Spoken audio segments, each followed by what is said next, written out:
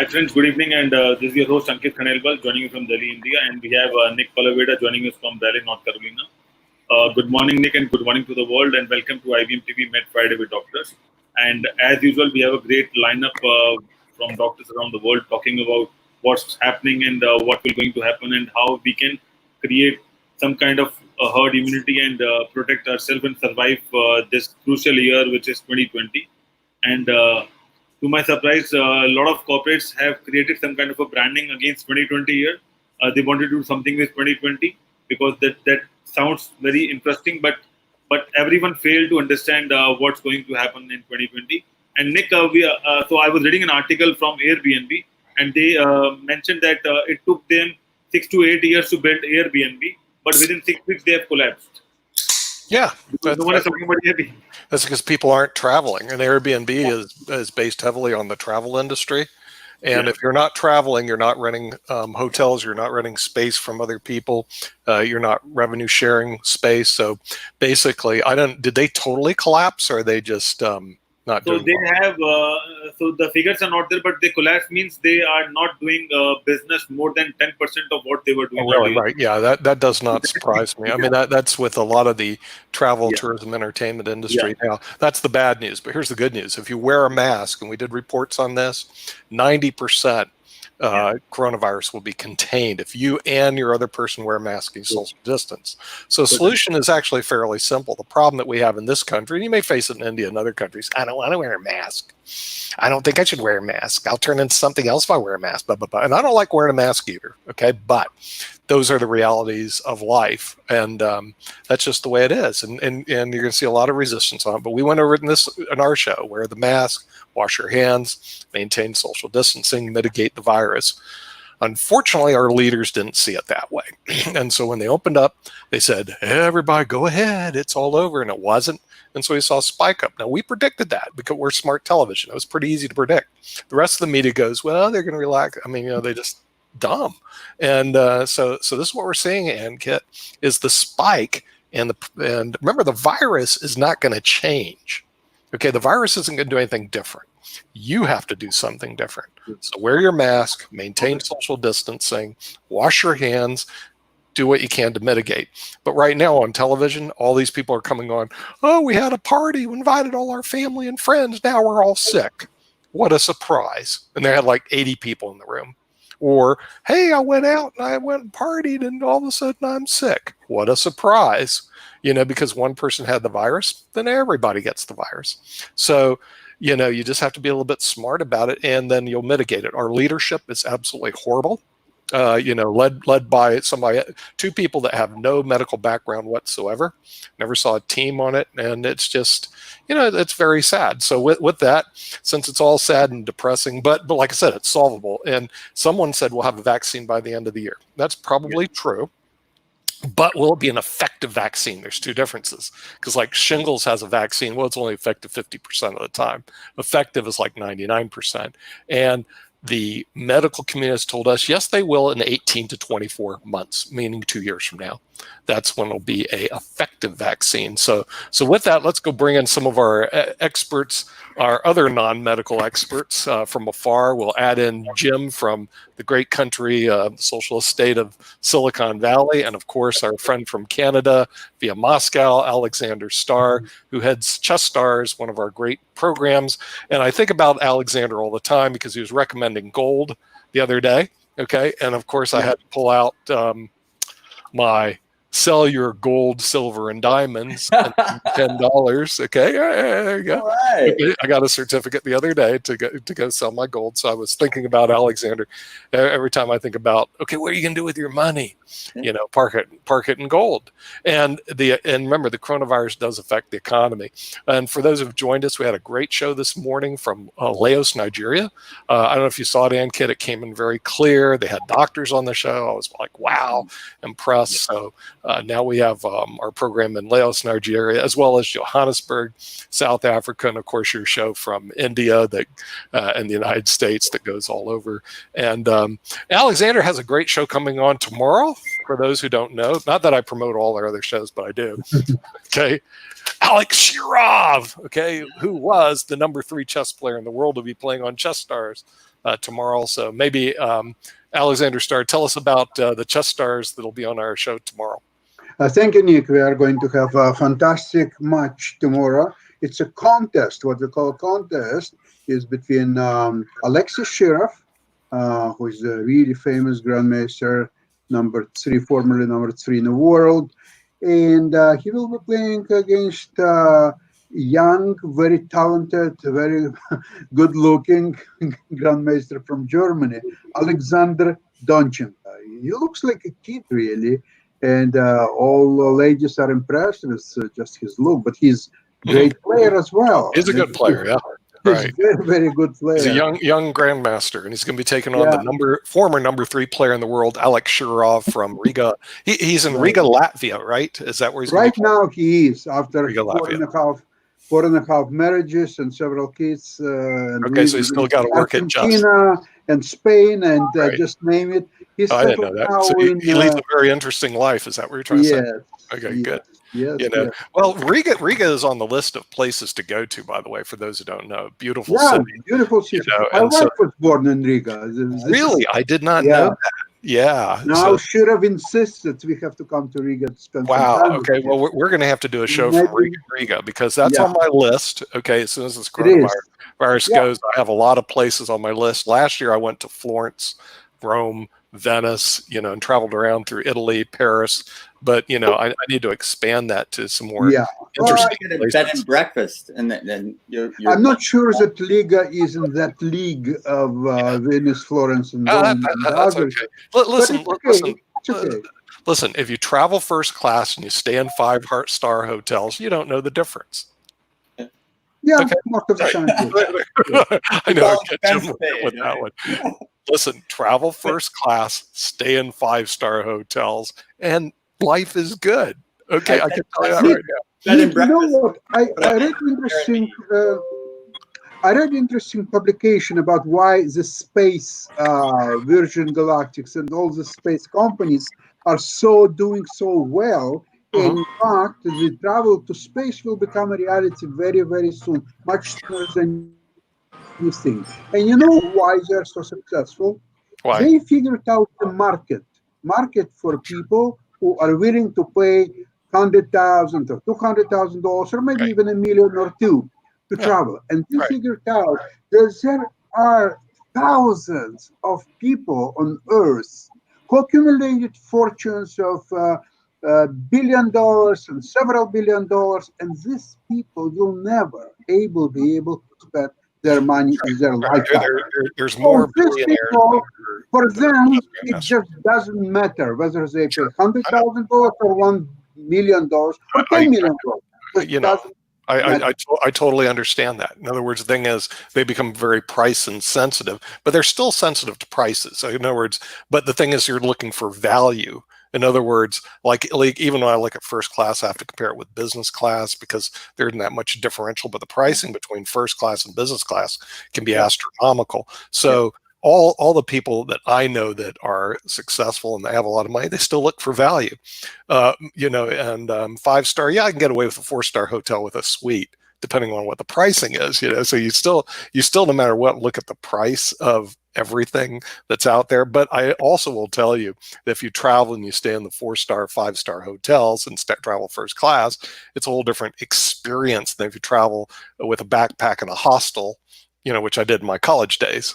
Okay, that's a whole different experience. And the problem is my wife doesn't like traveling that way. So guess what? We travel a different way, and that's the reality of the world. Yeah, but I'll tell you, I think some jails are better than hostels because in jails, you can learn languages or take university course and do something meaningful, play table tennis perhaps. But in jail, it's not so bad. Yeah, well, I want to stay away from jail. I don't know what you can do in hostel. But don't try this at home. We're professionals. Yeah, we'll bring in our guest, Dr. VINEET TALWAR, who is a medical oncologist. For people who don't know that, that's cancer. And things of that nature. I love the medical profession. They always have a name for it, and no one will understand it except the people in the medical profession. They do that in law practice also. So it's kind of a good thing. So Dr. TALWAR, tell us, where are you from? He's muted. He's muted? Well, why would we mute him? Let me unmute him then. Unmute. Dr. TALWAR, where are you from? You muted him again. I did? I'm, That's good. yeah, can you hear me? Yeah, we can hear you. You're good. Where are you from? I'm from India, from Delhi. Delhi. Okay. I was going to ask where in India, because we broadcast worldwide, and of course, ANKIT is in New Delhi. So, okay. So the thing is, I just want to make sure where you're from. So what do you do? You're a medical oncologist? Is that correct? I'm a medical oncologist here at the Rajiv Gandhi Cancer Institute and Research Center. This is one of the premier institutes in northern India. Okay. And we are a 500-bedded hospital, and all the facilities under one roof: radiation, surgery, and chemotherapy, transplants. So we are doing everything practically. So it's a nice size hospital then you're working at. Yeah. Okay, right. Are you familiar with the Fred Hutchinson Cancer Center? Yeah. Okay, right. Yeah. I have a lot of friends who work at the Hutch and do Yeah. research over there. When I used to live in Seattle, and they do a lot of work over there. So they're doing transplants there, a lot of transplants. Yeah, they are. As a matter of fact, they did one because of COVID-19. Now, let me ask you this: since you're an oncologist, have you seen COVID-19 affect people in the oncology area? Yeah. In fact, in India, I don't know about the West, about 60% of the cancer patients which we are seeing, which we have diagnosed as COVID positive, they were asymptomatic. Oh, really? In the sense that whenever we expose them for some procedures, say if it's an endoscopy or a bronchoscopy, where you have a fear that the the patient might contaminate the whole room and might infect the person who's doing the procedure, so we do the COVID testing first. Okay. So in our setup, about 60% patients, we found that they were asymptomatic or minimal symptoms, and COVID positive. Wow. Okay. Yeah. For those who don't know, asymptomatic is you're running around with it, but you don't really feel it or have it, and that becomes a big problem. Now, the statistics I read, Dr. TALWAR, is that if you have a pre-existing condition, let's say cancer, and you have COVID-19, the mortality rate increases tremendously. Are you seeing that also? Actually, the behavior between a person who's COVID and person who's non-COVID, there is not much difference. But yes, you're right. There is a difference between the mortality, but not that substantial that what we have seen. In fact, in New England Journal of Medicine, there was an article regarding that, and also in the Lancet Oncology. They also, probably in the West, also feel that when you treat these people, the behavior is not much different, but of course, there is a slight difference in the mortality. You're right.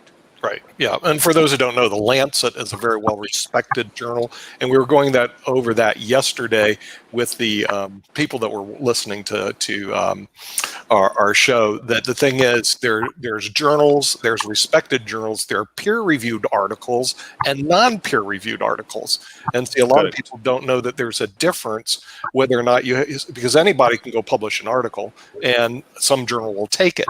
But the real question is, was it peer-reviewed, which means other people that know what they're doing have looked at it. And there's certain journals that actually have very well respected. One study I've seen from 34 different journals on ssrn.com, which is one of my favorite places to go. And I tell everybody about ssrn.com, the largest depository of academic journals in the world that no one knows about. You'll hear it over and over again. Don't worry, Sarah. So ssrn.com, now you know. That masks actually mitigate the coronavirus. If you wear a mask and someone else wears a mask and you socially distance, it's like a 90% mitigation.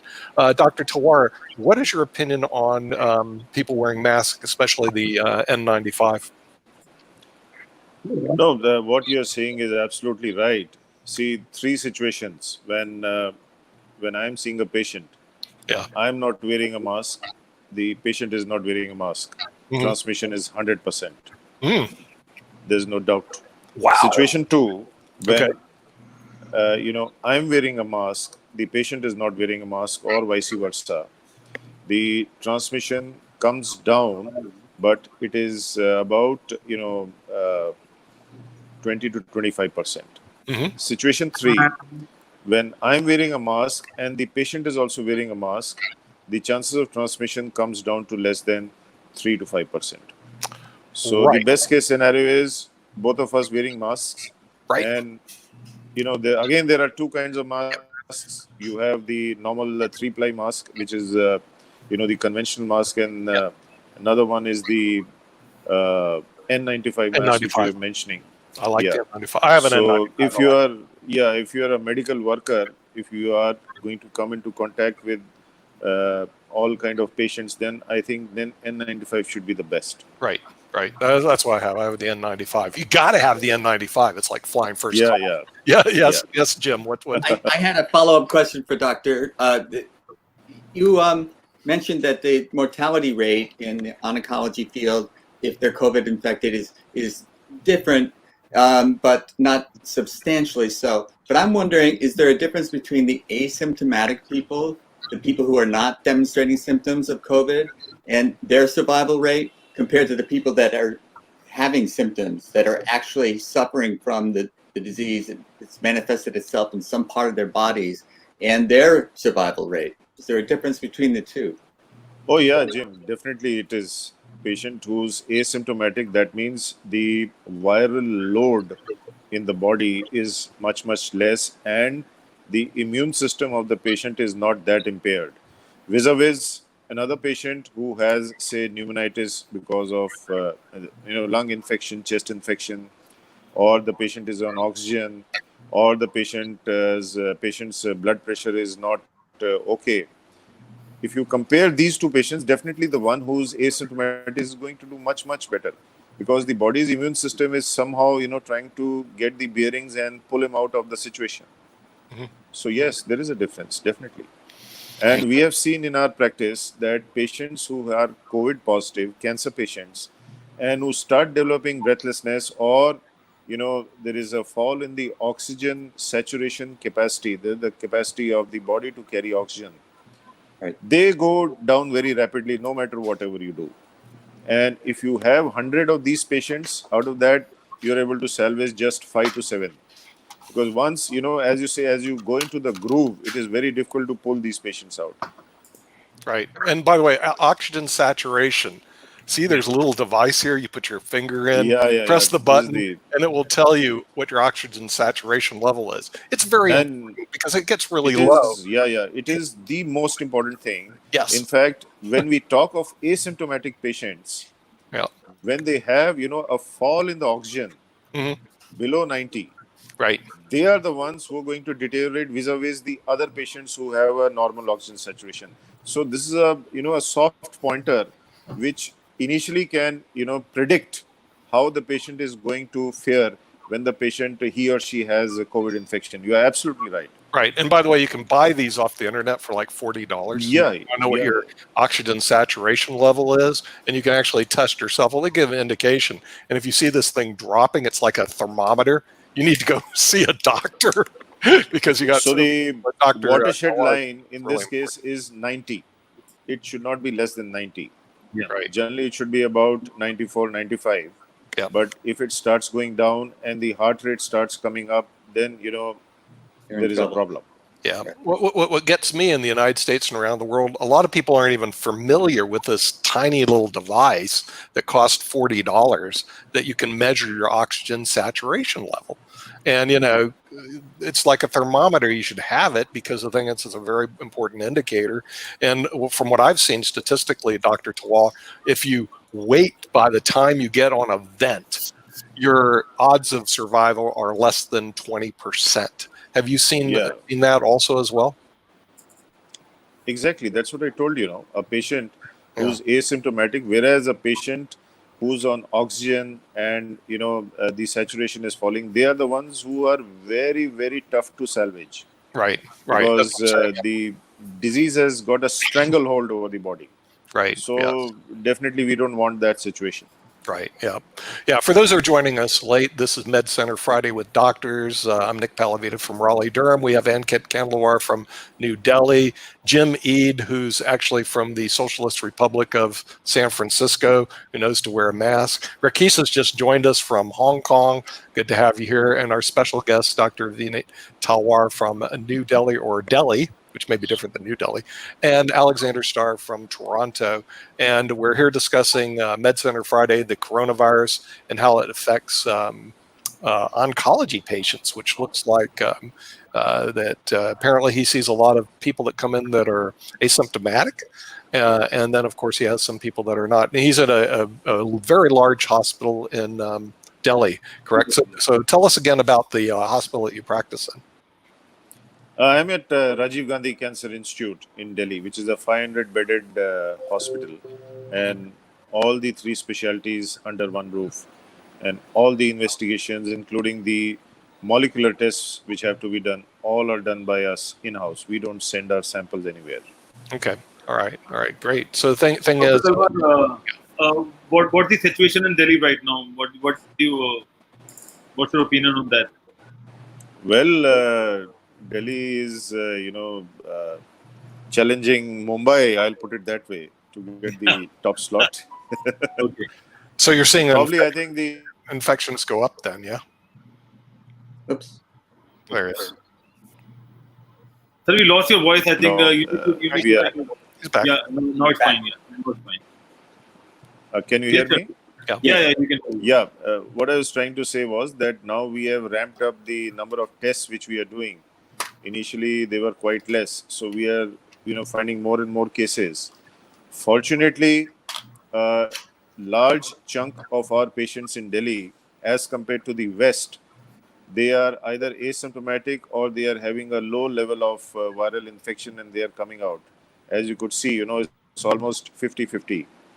You getting 100 infected, 50 have recovered, and the other 50 out of that, about 3 to 7 are the ones who don't fare well, but the other 47 are on the path to recovery. Okay, Sarah, as far as these stats are there. Yeah, Sarah has just joined us. Sarah, where are you from? And tell us where you're from and what do you do? I'm from Aurora, Illinois, and I am a corrections monitoring center supervisor. So, Do you see a lot of coronavirus in the correction area? I heard that that's a big problem, that people that are in the correction institutions have a large amount of coronavirus. Are you seeing that in Aurora, Illinois? Actually, the way that COVID has affected the correctional center is really interesting, because you want to be practicing social distancing more and more and more. And when you're in any sort of correctional facility, social distancing isn't actually something that they have been implementing before this. And now that they're trying to do that, you see a lot of people going out on parole earlier than they were beforehand, which is good in a lot of ways, because it gives a lot of people opportunities to get a head start in that rehabilitation process outside of the correctional facility. But in the same breath, a lot of those people, especially in the correction system, they have this mentality that's like, okay, I'm not going to get out on parole until July of 2021. So when they're out on parole in June of 2020, I think that a lot of them automatically kind of fall back into this pattern where they're like, this isn't right. I need to be in jail. Like there's a lot of recidivism that we don't typically see from people who are coming out and going on parole. Yeah. Right. And so the thing is, Dr. Talwar, do you see a lot of people that are getting coronavirus in jails and nursing homes like they do here? We tend to get a lot of the people in the correctional institution and nursing homes. Do you see that also in India?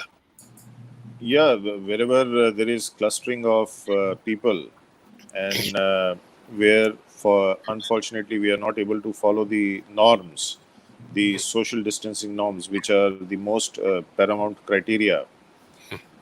We find, yes, in jails also we are finding, in fact, some of the criminals in there's a jail in Mumbai, Arthur Jail. They have released them who have got small petty charges just because of the fact that they don't want to overcrowd and cause a situation there. Sudden splurge of coronavirus cases. So yes, social distancing wherever it is not feasible or wherever it is not practiced, there's a problem.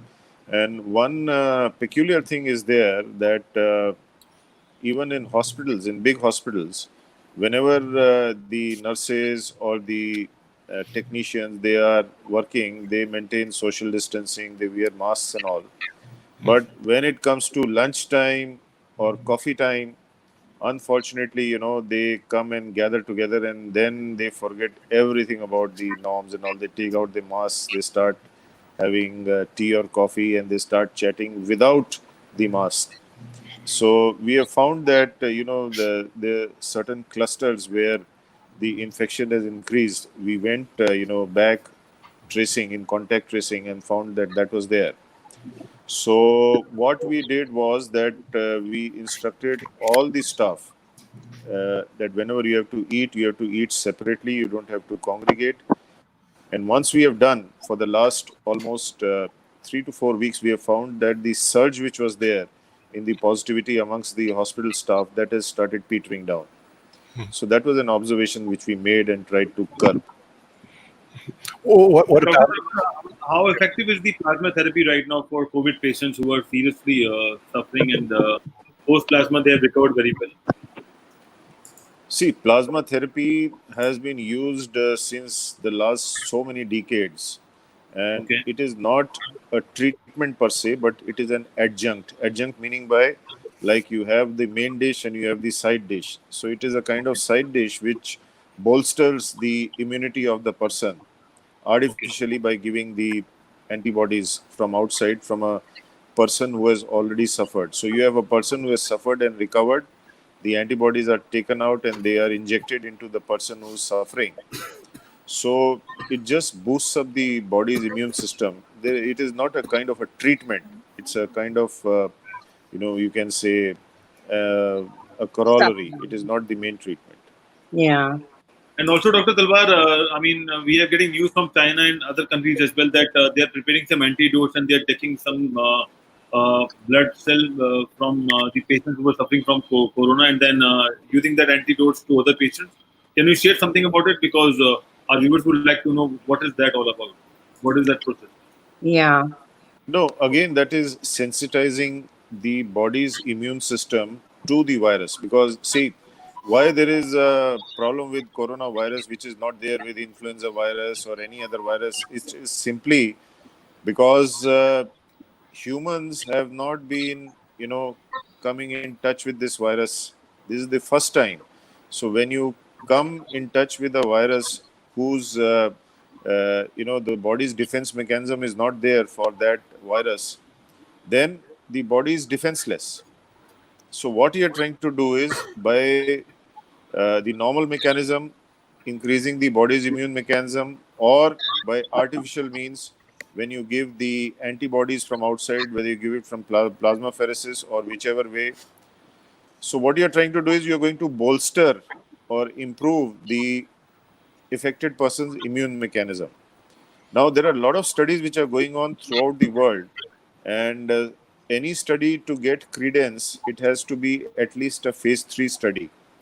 So a lot of studies which are going there in phase 1 or phase 2, probably, in times to come, we might, come for a good mechanism by which we can control this. And same is with the vaccines. The vaccines also, are being prepared. The problem in India is that we have around 11 kind of strains. It is not just one strain of the virus. Yeah. So if you make vaccine against one strain, then probably you might get affected by the other strain. That was my There is always a chance. There's about 5 to 7% chance of getting a strain from, people might call it a relapse, but actually it won't be relapse. It would be reinfection with a different strain. With a different strain. So all these issues are there. Right. One of the studies I read, Dr. Talwar, it said that, and Dr. Fossey, who heads our infectious disease, goes, a vaccine will be done by the end of the year. But the medical doctors I've talked to said an effective vaccine won't be done for another 2 years. So are we talking about getting a vaccine out by the end of the year, but really an effective, it sounds to me, the effective vaccine is probably 2 years away because of what you just said. There's different strains of the coronavirus. Would that be correct?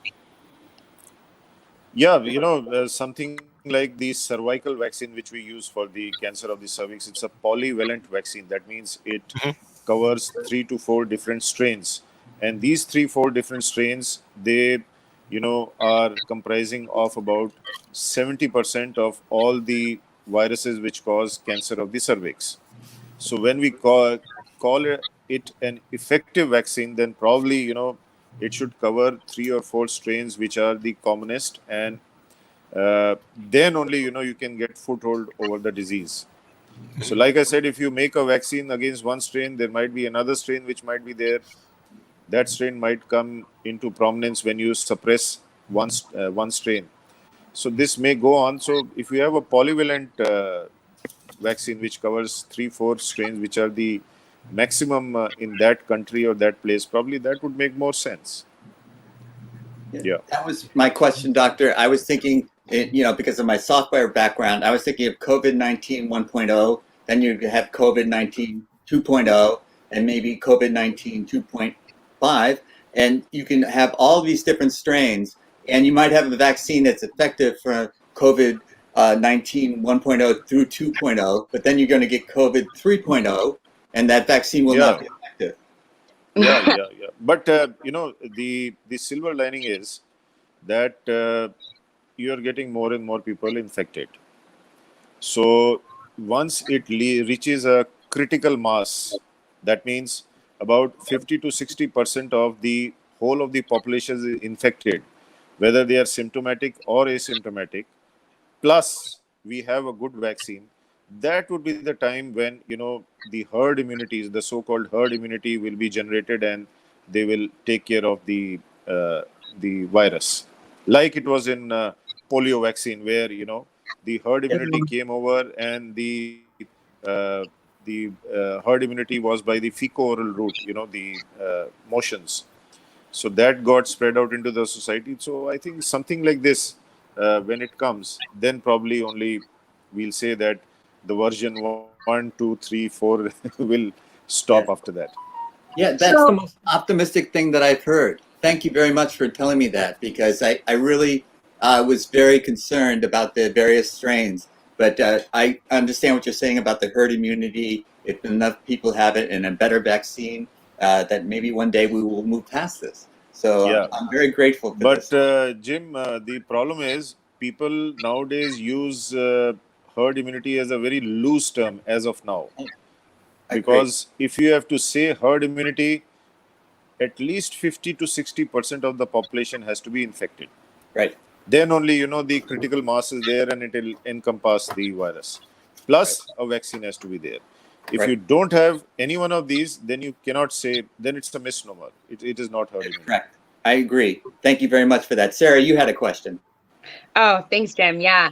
No, my question was simply, with everything that you're saying, I definitely agree with Jim. It sounds positive, but it also sounds as if this process, like Nick said, it's going to take years before we've really got a strong handle on this.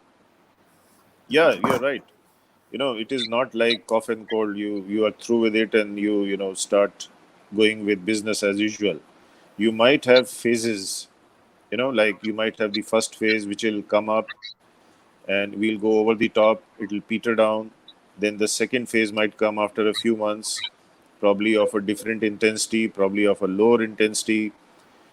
You might get a third strain which might come up again. So like this, it might dilly-dally over a period of 1.5 to 2 years. But after that, once a majority of the population is infected, then, things might start settling down.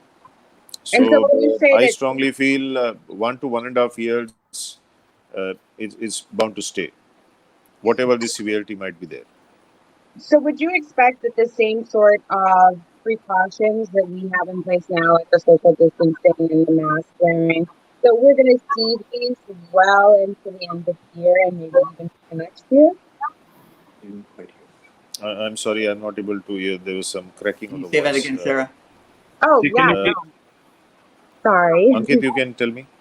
Can you Um, repeat again, Sarah? Because I also couldn't hear you. No, Can you? what I'm asking is the precautions that we're taking now with the masks and the social distancing. Is this something that you're expecting us to be doing or expecting to see well into the rest of the year? Good So question. Dr. Talwar is talking about the precaution what we are taking right now. Do we have to add any other arms on our, precaution list, or maybe do some kind of different hygiene to make sure that we protect ourselves? Yeah. See, as the time is passing, we are getting more and more, I should say, intelligent about the virus. Initially, what we thought was that it is only by the cough and the Yeah. droplets. Mhm. Somebody coughs at you, you get it.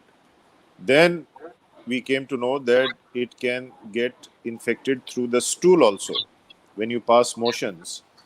So the precautions which we started taking was that if a person passes motions and is probably COVID positive, then you wait for 6 to 7 minutes before using the toilet pot, because once you put the flush, there is a kind of aerosol which is generated, and that might infect.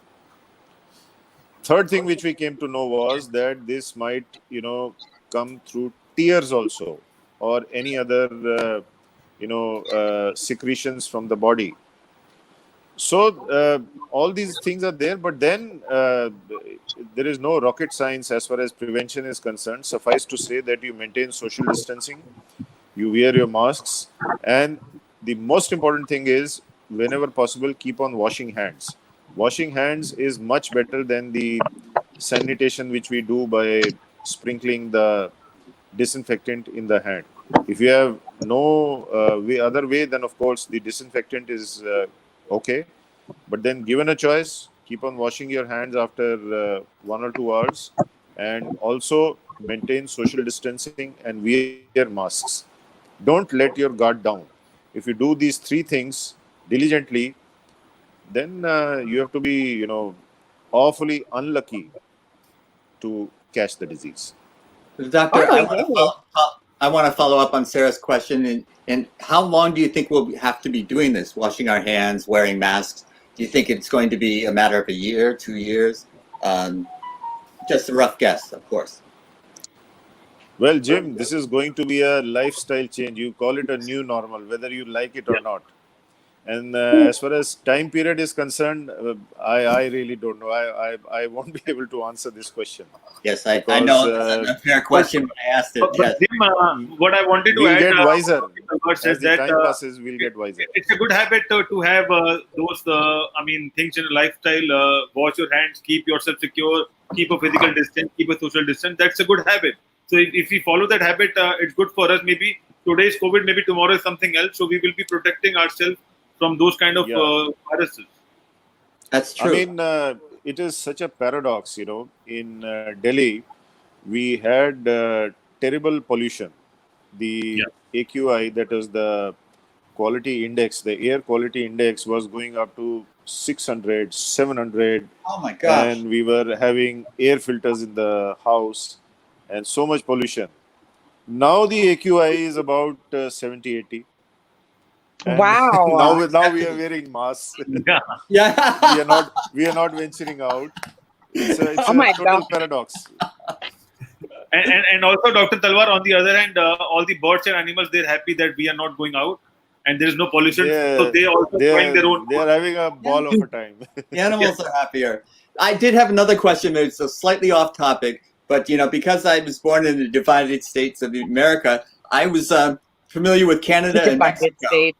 and I wasn't so familiar with India. And when you say Delhi and New Delhi, are you talking about different neighborhoods in the same city, or are you talking about two physically different cities?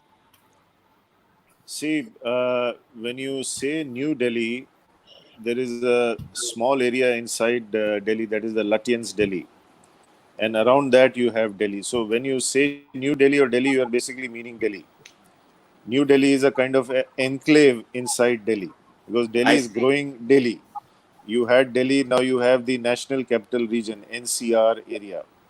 So figuratively, if you say Delhi or you say New Delhi, it is just the same. There might be a change in the postal code, but then Delhi is the generic term which we use. And Jim, to add on what Dr. Talwar said, we have Old Delhi as well. We have Central Delhi. We have North Delhi, South Delhi, East Delhi, West Delhi. So these are neighborhoods really in the same geographical place. So, Yeah, so Delhi was like this earlier. Now it's growing like this. So we are adding more names to it. That's Got it. Yeah, we have neighborhoods in San Francisco that have different names as well. You can live in Dogpatch or Nob Hill, or so we. And if you live in San Francisco, you don't say I'm from San Francisco. I'm from Pacific Heights. But Jim, you know that if you talk about National Capital Region, which is Delhi and some other cities from some other states, if you talk about population, it's more than some of the countries we have with less population. I see. So that it's totally densely crowded, and a lot of people who comes to work in Delhi as well, and that's how Delhi is growing and expanding their wings, and that's why we have more cases in Delhi and Bombay as compared to the rest of the country. Yeah, of course. And people come to find work, and then you grow, and then you have the population problems. It's an old story. Also, I'm getting a question from Africa, and one of our viewers would like to know that what kind of precautions doctors are following during the pandemic. Oh yeah. Well, I think the N95 masks. I'm going to speak as though I'm a doctor, but I just play one on TV. There you go. So, Dr. Talwar, that question is for you from one of our viewers from Africa, and he wants to know that how you're protecting yourself, because every day things are changing in Delhi, and there's a lot of cases going around. So, what kind of precautions you are taking for your family and for yourself? Oh, good question. No, see, what I'll put it, the way I'll put it is that I don't make an extreme machine of myself. But at the same time, I don't let off my guard. Whatever I've been practicing 3 months back, the same thing I'm doing it religiously. And simple things at home. When I come back, I take off my shoes outside the house. I don't bring them inside. Inside, I have my other slippers, which are there. Yeah. So half of the filth which is there, that is taken out. Then the other thing which I never used to do, I'm doing it nowadays. I straight away go to the bathroom and take off my clothes and wash my clothes myself. Okay. Because after you have washed the clothes, which have been soaked in hot water for about 30 minutes, the chance of they being virulent with the virus are very, very less. It is never zero. Okay. So that is another thing I do. And after that, I keep on washing my hands every 2 hourly. And I have my mother there who's elderly. She's about 80 years old. So given a choice, I don't come in too much physical contact with her, but we keep on talking at some distance. Okay. And I try to practice a healthy lifestyle. I try to, because we keep on getting calls in the night. We sleep in between the calls. And I try to eat nutritious food. I try to do some exercise at home. I've got a treadmill. So 10-15 minutes in the morning, 10-15 minutes in the evening. I try to regimentalize, but then sometimes I slip. Then, doctors are humans first. Yes. So these things I have not let down for the last 3 months. A tip of the hat. So that is how I do it. I have to tip my hat. And Dr. Talwar, we have Dr. Rajat Gupta joining us from Delhi. And Dr. Rajat, good evening and welcome to IVM TV Med Friday. And we have Dr. Talwar from Rajiv Gandhi Cancer Institute. And we were discussing about the current issues, what's happening in Delhi. What's your take on that? Hello, sir. Good evening. Hi, Ankit. Ajay, good evening. Hello, everyone. Yeah. So the current take on the current pandemic is that the number of cases are increasing because as per the central government, they are increasing the number of testings. So definitely we can going to get more cases, but we are living with it. So people are less scared now. I see a lot of people out on roads. So we are living with COVID. So I think Sir has summed up all the necessary precautions we need to take as individuals. So I guess more or less everybody is doing that. So rest is luck. So whatever happens will happen. So we have to live with it. And Dr. Talwar, before you leave, I have a last question from you. That how important is the zinc to take it at this point of time, to consume it, to make sure you have built up some kind of immunity with the zinc tablets? Would you subscribe that tablet? There are studies which show that zinc has some benefit, not directly but indirectly. Along with that, vitamin C is there. So our COVID patients, whenever they get discharged, we give them a B complex. And nowadays we have certain B complexes which are combined with zinc. I won't tell the brand name because otherwise, it will get outside the chemist shop within no time. And so you have zinc alone or zinc with B complex, then you have vitamin C, and the other things which I told, a healthy lifestyle and a regimentalized. You have good sleep, you have good food. Try to do a little bit of exercise. I think I've heard a lot about that's vitamin D3 in terms of immunity. I What did. do you think? Yeah.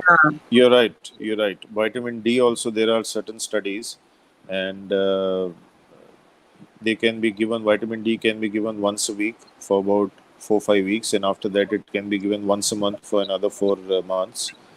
And it So is, not daily. it is supposed to boost up the immunity. In fact, both vitamin C, D, and B complex with zinc, they can be given safely. I take it daily. Is that too often? Yeah, I take it daily too. Should I be concerned? Pardon? D3. We take it daily, Sarah and I. Is that Yeah. too often? D3 should not be taken daily because, unlike vitamin C is basically a water soluble vitamin. You take even a kilogram, whatever the body requires, it will consume and rest will go out in your urine. Vitamin D is not water soluble, it is fat soluble. It will stick around in the body and it can cause hypervitaminosis, a condition in which it might act the other way around. So one has to be careful with vitamin D. You take it on a weekly basis, don't take it on a daily basis, and after some time you have to take it on a monthly basis. And How do I in know if that's between, if happening? possible, I feel it now too. this is not to scare you. You can get the vitamin D levels checked in between, and if they are normal, then probably you can stop for a while and then restart it later on. But vitamin C you can take, B you can take, because B and C are water soluble. Yes. So it can go outside the body, whatever the body does not require. D is a totally different issue. Okay. Thank you so much for that information. Yeah, no, really. Thank you very much for that information. Okay. So I think I'll take leave. It was Sure. lovely chatting with all of you. Namaste. Thank you so much. Looking forward to host Thank you you. again whenever you are available. Thank you, sir. Sure, And sure, thank sure, you for sure. helping us out It'll be- during the pandemic. It'll be my pleasure. Thanks a Thank lot. Take Thank you. Thank you. Bye. Bye. care. Bye-bye. Whew, Jim, you might have just saved our lives. So, Dr. Rajat, a quick question from one of our viewers in Morocco, and she wants to know that there are a lot of people who are going out doing exercise and wearing mask and not wearing mask. So, what do you suggest on that? Because do you think we should go out and do all those exercise and morning walks? See, that about wearing mask is, as per the World Health Organization, is that people who have symptoms or who are having cough or sneezing should ideally wear a mask. So it's not mandatory for all of us to wear masks, but in Indian scenarios, it is better for all of us to wear masks because a lot of patients are unaware about the severity of symptoms or the intensity of they can infect the other people. But But if you are in a surrounding where you have a lot of educated people, you can probably walk around in the parks without a mask even. But it all depends what kind of population are you catering. Because if a person is educated enough and having symptoms, they will not move out of the house or move out of the house with a mask. So that's very important. Because we can see that in especially in Delhi, a lot of people are going out, maybe wearing masks and not wearing masks. But nowadays, people are going out for morning walks and a lot of exercises, and they don't. I believe that they are not following those social distancing anymore, and so we are a little concerned because that could hamper your life and that could hamper our life as well. Because the disease can spread anywhere at any point of time. It won't call you and tell you that I'm coming and you have to be secure yourself. Exactly. So the thing is that education of a patient is very important. We should be well educated about the responsibility as social citizens. We cannot just move out with coughing and sneezing all around like we used to do in the past. We have to be careful. If you're having symptoms, it's better to be at home or at least wear a mask when you go out so that you don't infect the other people. But again, so that's what they say, that you have to learn mannerism with COVID. If you don't have mannerism, it's going to be very difficult in coming days. So I almost have like a responsibility when I'm at the grocery store and I see someone who's not wearing a mask and sneezing or coughing to kind of like give them a look like, Exactly. for the betterment. As long as he doesn't feel offended. No, I think it's very interesting. You're talking about an educated population, but we can't take that for granted. I mean, I know people that are going around thinking that I'm a tough guy, I don't have to wear a mask. And so I can't assume that the people that don't wear masks are educated. Exactly. So like there could be asymptomatic carriers. There might not be any symptoms, but they might be carrying virus, and if they cough or if they sneeze, they can probably infect you. So it's always better to protect yourself. So think everybody is not educated and treat yourself as the most educated person. So wear a mask and take precautions. And also, Rajat, I think the definition of tough guy has been changed now. People who are tough, they are wearing masks now. So I think we have to change the definition of tough guys. And I would like to add one thing regarding the vitamin D3 we were talking about. Now, vitamin D3 supplements are available in various strengths. So it is the international units. It's the what we are concerned about. So if you're taking a vitamin D3 every day, which is around 1,000 international units, you can take it every day. But if you're taking a 60,000 international units vitamin D, then you need to take it weekly. Okay, so it all depends. Just check out the concentration of medication you're taking of vitamin D3. I have a question for you, Doctor. So with the D3, if I were to take a 60,000 one once a week, it does the same thing for me, right, as doing it on a daily basis? Is that right? Yeah. Okay, well, work smarter, not harder, right? The whole concept of D3, 60,000 and 1,000 is 60,000 is meant for clearing the deficiency. So people who are deficient with vitamin D3 needs to take a higher dose. Vitamin 1,000 international units is a maintenance dose. That's what you require for daily maintenance. So it all depends whether you're covering up your deficiency or whether you're doing a maintenance thing. So you need to get your D3 levels test and then take it accordingly. Very good. But Dr. Rajat, would you also suggest that if people don't take D3, they can go out and sun, they can take the sun bath, and also they can consume a lot of garlic and eggs and fish and things like that? See, in the Western world, a lot of milk products, eggs, everything, yolk is a very, very rich component of vitamin D3. Sunlight is one of the best sources of vitamin D3. And even in the Western world, we have a lot of food which is fortified with vitamin D3. So you can definitely enrich yourself. You don't need to take supplements for that. But yes, in Indian scenarios, we don't have much food which is fortified with vitamin D3. So sunlight would be the best thing. So early morning sunlight, right now, it's like very hot in the afternoon. So probably around 8 or 9-ish, half an hour, direct exposure to sunlight, not through glass, is the best source of vitamin D3. Okay. A long time ago, when I lived in India, we had bread fortified with A plus D3.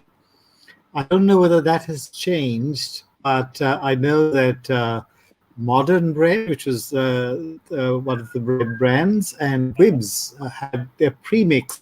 I used to sell those premixes to these bakeries, and they used to buy large quantities of A plus D3. I don't know whether that's still going on. Any idea? So I still have to check it out. I am not aware about that. On that, yeah. So Okay. nowadays, Okay. Britannia is one of the very famous brands Yes. in breads Yes, going yes. around in India. So I still have to check out with that modern brand. But yeah, if you have breads fortified with vitamin D3, nothing like it. Well, Dr. Gupta, I wanted to just back you up on getting early morning sunlight, because if you have a skin tone like mine, I burn and peel. I do not tan. So, but the early morning sunlight is fine for me. I can go out and get it in the morning. But if I get later in the day, it's not a good source of vitamin D3 for me. Yeah.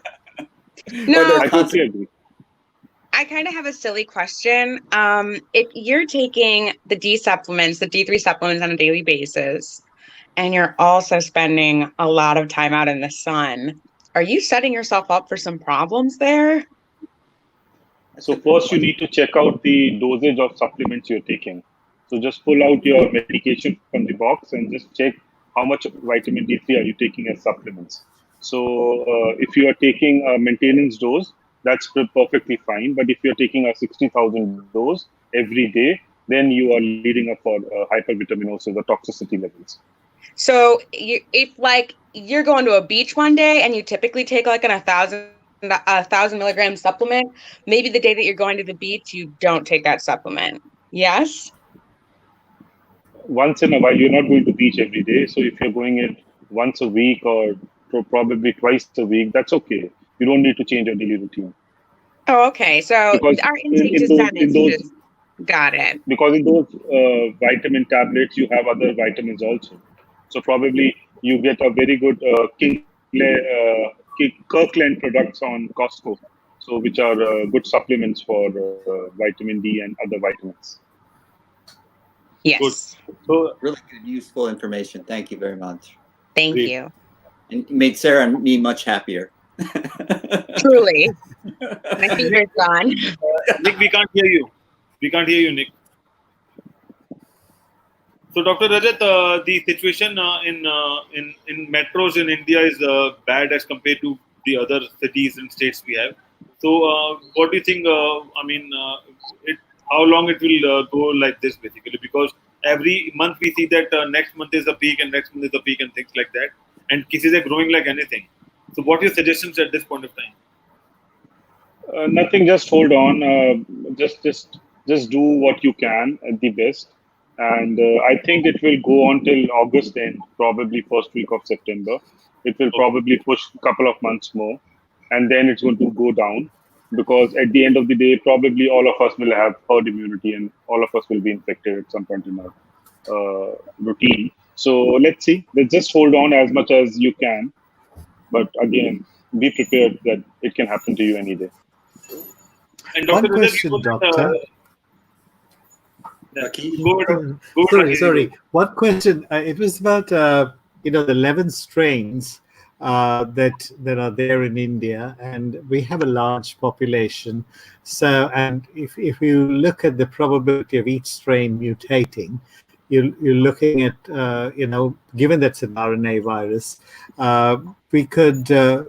And my assumption is that RNA viruses mutate faster, but I do not know how valid that assumption is. Are we looking at how deep will the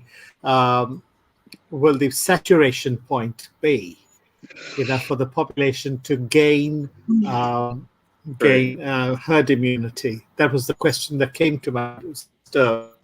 Physicist and mostly in mathematics and things like that. So I'm just looking at it from a statistical point of view. Just wanted to send you out on what your thoughts are.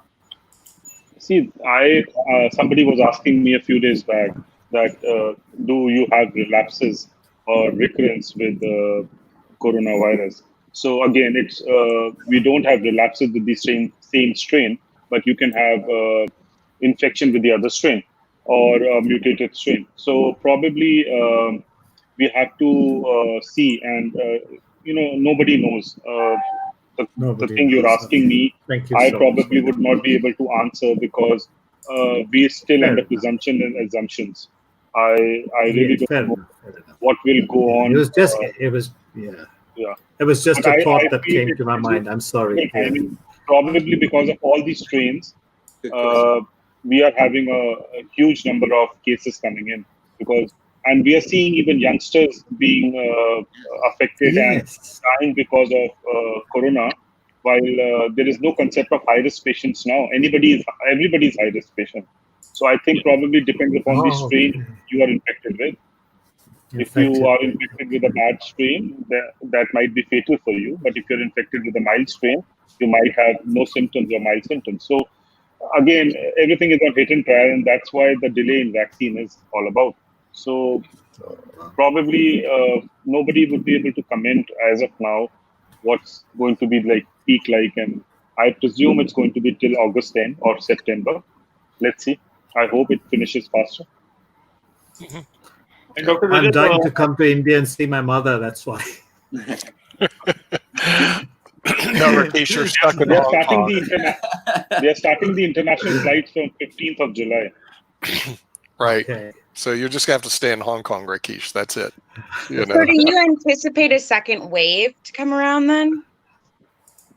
Sorry? Good question. A second wave? Good question. Good question. Thank you. We can expect that to happen again. Yikes. but the second wave is something which affects to the people who have already suffered from coronavirus, or it will be a second wave with new symptoms. Probably a second wave with new strains and new symptoms. Okay. So Boy, that's something to look forward to, right, guys? Oh, I'm You know, floating a on new air strain, right now. new strain, new symptoms, second wave. So, Yeah, what about the vaccine that is being promised between now and the end of the year? Will the vaccine cover all the strains, or will the vaccine have only maybe a 50% effective rate? In other words, are these first generation vaccines going to be not 100% effective? What's your thoughts on that, or what have you seen on that? I probably agree with you. I don't think that they would be 100% effective. It's practically not possible for them to make vaccine against all these strains. So yeah. let us see. Like the vaccine which is made in Spain probably is more effective for people or patients in Spain which have a different strain than what they have in India. So probably it would be like a continent-wide or a country-wise vaccine coming in. Right. Okay. And you know that this could be an opportunity for a pharmaceutical company to be $1 trillion company, because there are multiple vaccines for multiple symptoms, and there might be a couple of companies or maybe 4 or 5 companies who can create more vaccines during Corona era, and they can be $1 trillion companies now, because once they have vaccines, everyone would like to buy it around the world, and that could be for multiple symptoms. So that's how we look at it as a positive side, that a lot of companies are still working on it. I was reading an article that around the world, we have around 25 or 27 countries who are working on the stage of almost giving their suggestions to the government and trying to get their patent and all those things done before they come out in the market. And Remdesivir also have tied up with a couple of pharmaceutical companies in India to sell their licensing, and those companies are making the vaccines in India. And they have even come up with the cost that the vaccine would be under $100. But they still have a lot of trials and a lot of, it looks like they still have 6 or 8 months before they come in the market. But on the other hand, I would like to ask Dr. Rajat. Dr. Rajat, you know that during the monsoon, we have a lot of other disease and viruses and dengue and all those things going around. So do you think this is the time we should take all those vaccines for those things, so that we at least get immunity from those diseases? Because I was reading an article somewhere on a medical journal that if someone might suffer from dengue or something during the monsoon, that person is more prone to coronavirus because the immunity is already weak, and that person can suffer from coronavirus as well. So what do you think about that? Yeah, I totally agree. See, I believe that this corona thing has made people very medically aware about things and very conscious about their health. Like, I never expected you or me to go for an influenza vaccine or some vaccine near the monsoon period, thinking that we are young and we would not be infected. But it has brought a scare in all of us. So, because anybody can be affected and anybody can have fatal symptoms. So, yes, advisable to get all the vaccines for common problems during the monsoon in India. And because, again, it's all about immunity. So, and mistaken identity also. Because if you have symptoms, you might be taken as a corona positive patient and might be sent to a corona ward, or you don't know. So, you have to be like pretty sure that you're suffering from corona. I have a question that I'm not sure that you, Dr. Gupta, you can answer this, but there are many conspiracy theories floating around, especially on the internet. You can't go on the internet without seeing another conspiracy theory about the source of the virus. And my favorite one is that it's Bill Gates because he's going to make money off of the vaccine or something like that. But there's many variations on the same theme. And is there any scientific basis for the source of this virus? Because viruses don't care about how much money you're going to make off of it, but so they must have originated at some place. And do we have that as a scientific evidence of the source? See, the scientific evidence to the source is it's a zoonotic disease, so it has definitely come from animals. Yes, and probably that is the source of infection, and people who are handling bats or eating bats, especially people in China, probably got infected. So zoonotic diseases are diseases which are transmitted from animals to humans, right? Who are either handling those animals or eating or slaughtering those animals. So probably that had been the source of infection, and then there was human-to-human transmission through droplet.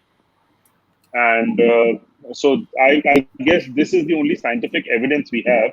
Like, we had a similar thing occurring in the Middle East, the MERS, which was more in camels. Again, it was a zoonotic disease.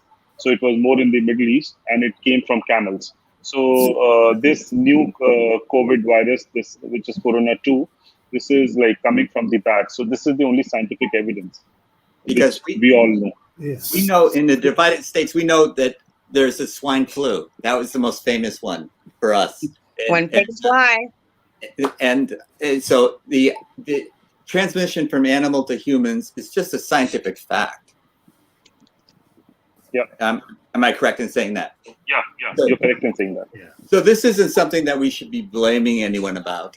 This is just except for meeting society. I don't know about the conspiracy, because there has been rumors that this was deliberately being spread among humans, and last year being the leap year, and there was the New Year celebration occurring in a certain part of the world, and people were gathering there, and there were infected corona patients, and then it spread all over the world from there.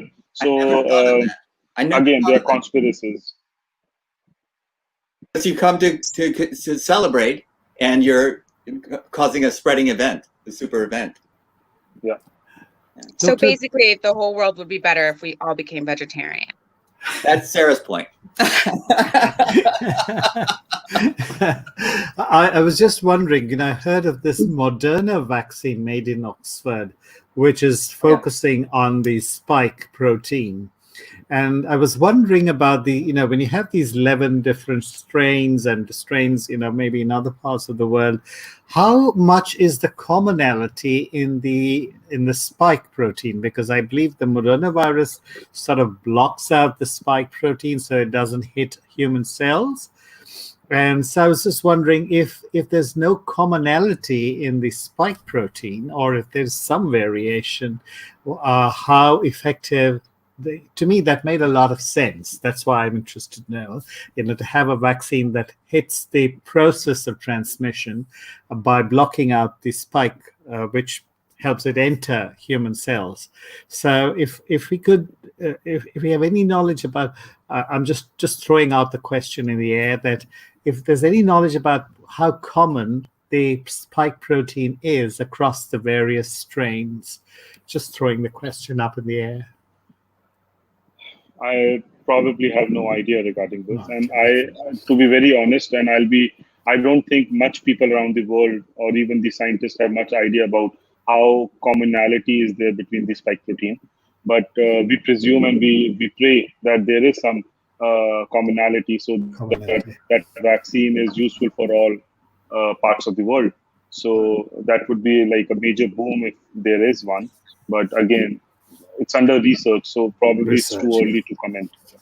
I don't understand how that would even work. I mean, it doesn't allow it to come in contact with the human cell. So I mean, like if you had a glass of water and you had some sort of vial that had a contaminant of coronavirus in it, and you put it in the water, and then you put that water all over your hand, how does that spike interact to make it so that virus doesn't? You see what I'm saying? Like, yes, that protein locks in with certain receptor cells in our bodies.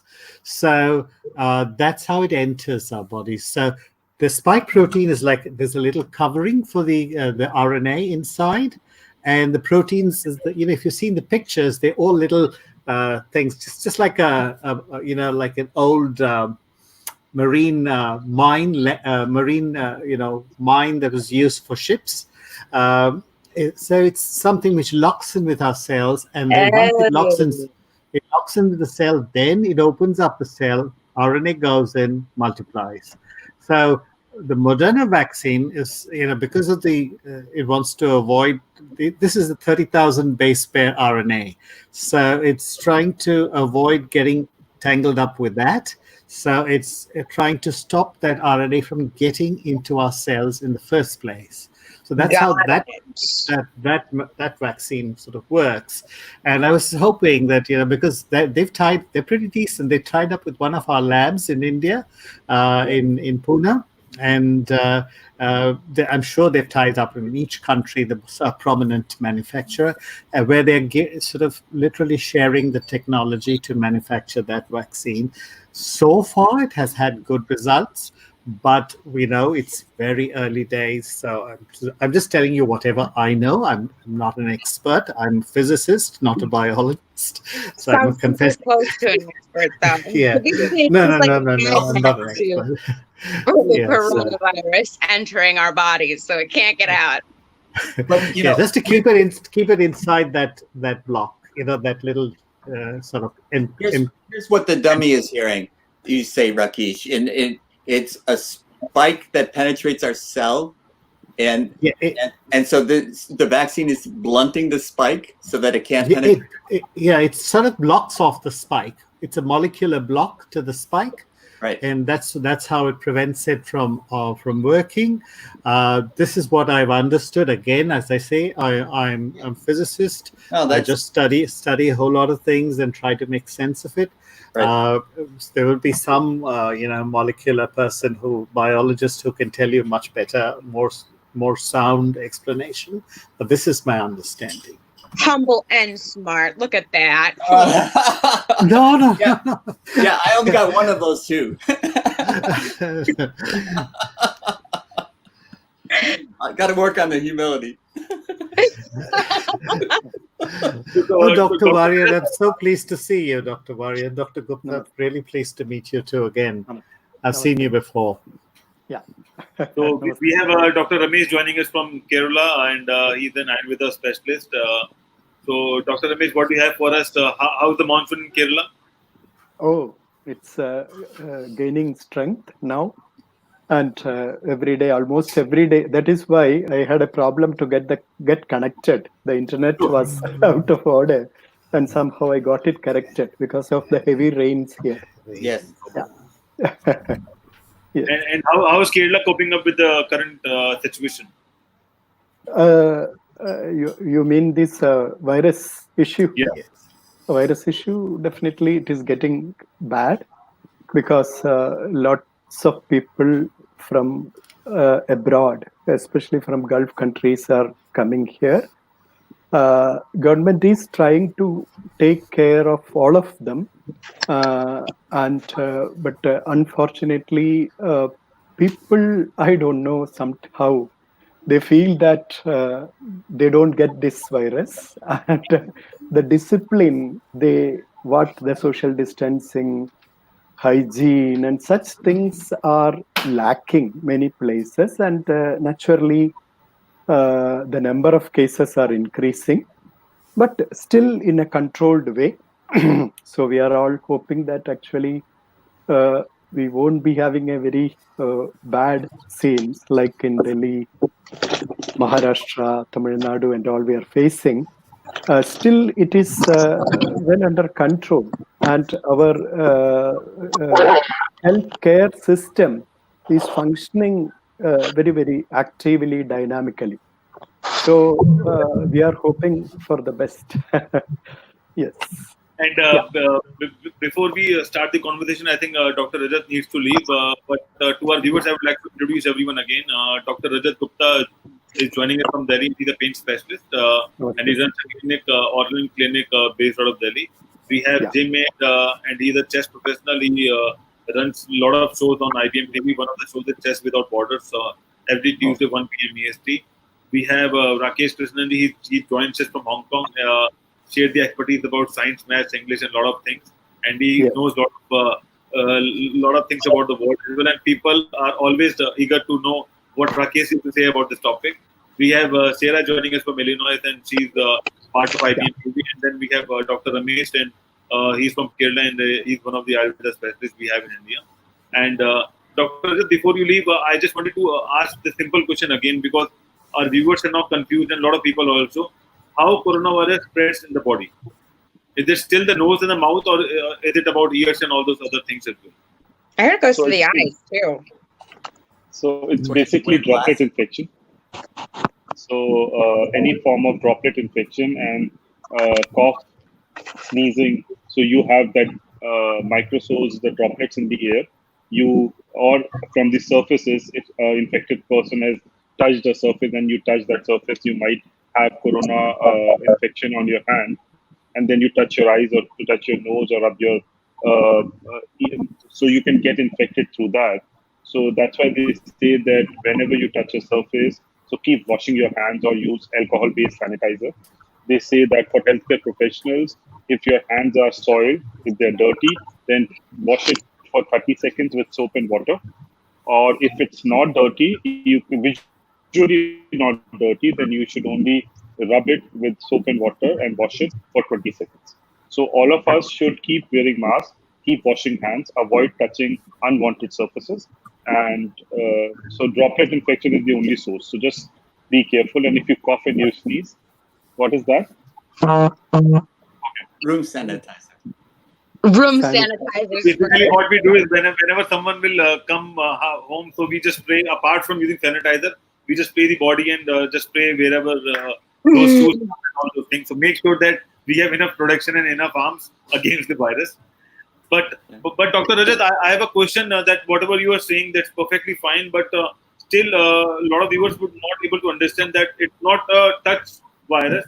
It's not something where you touch someone and you get a virus. But if you touch and then you use that in your eyes or mouth or then something like that, then it goes inside your body. See, I shake hands with you. If I touch a surface and I then touch my mouth, I tend to take the infection inside. So this is how it is. So when you have a mask, so it not only protects you from coughing and sneezing and throwing out droplets, but it also avoids you touching your face. And that's why they say always keep the mask above your nose till your chin. So it avoids you.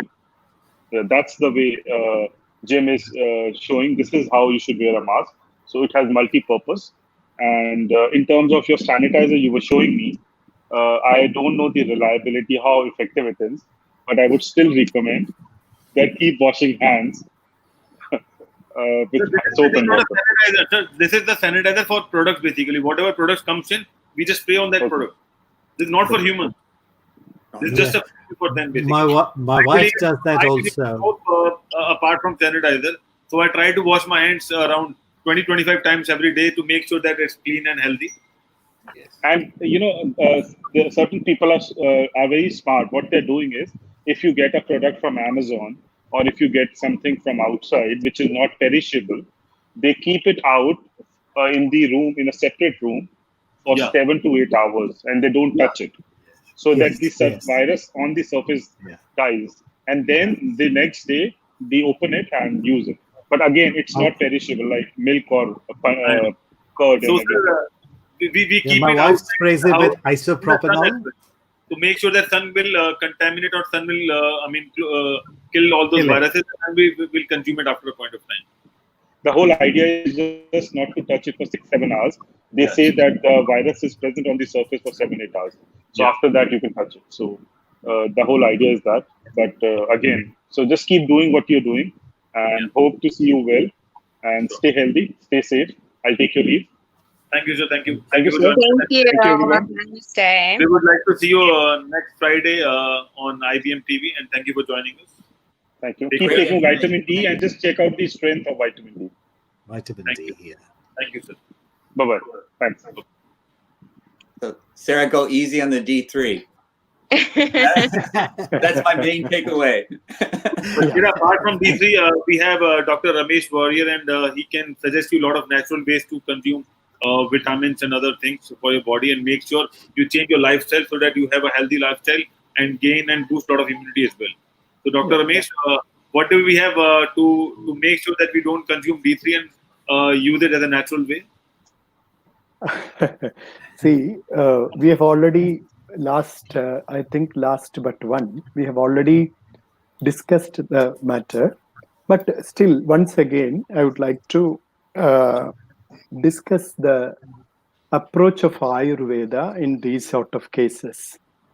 As I was just mentioning, Ayurveda very elaborately describes about infectious diseases. Infectious diseases in Charaka Samhita and Sushruta Samhita, two are the classical texts of Ayurveda.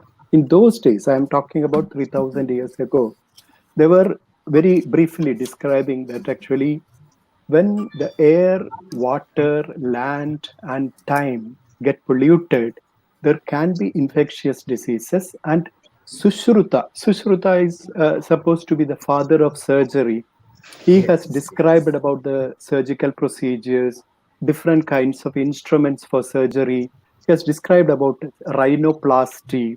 And in an era when there was no X-rays, were there 7 types of fractures were described in his books.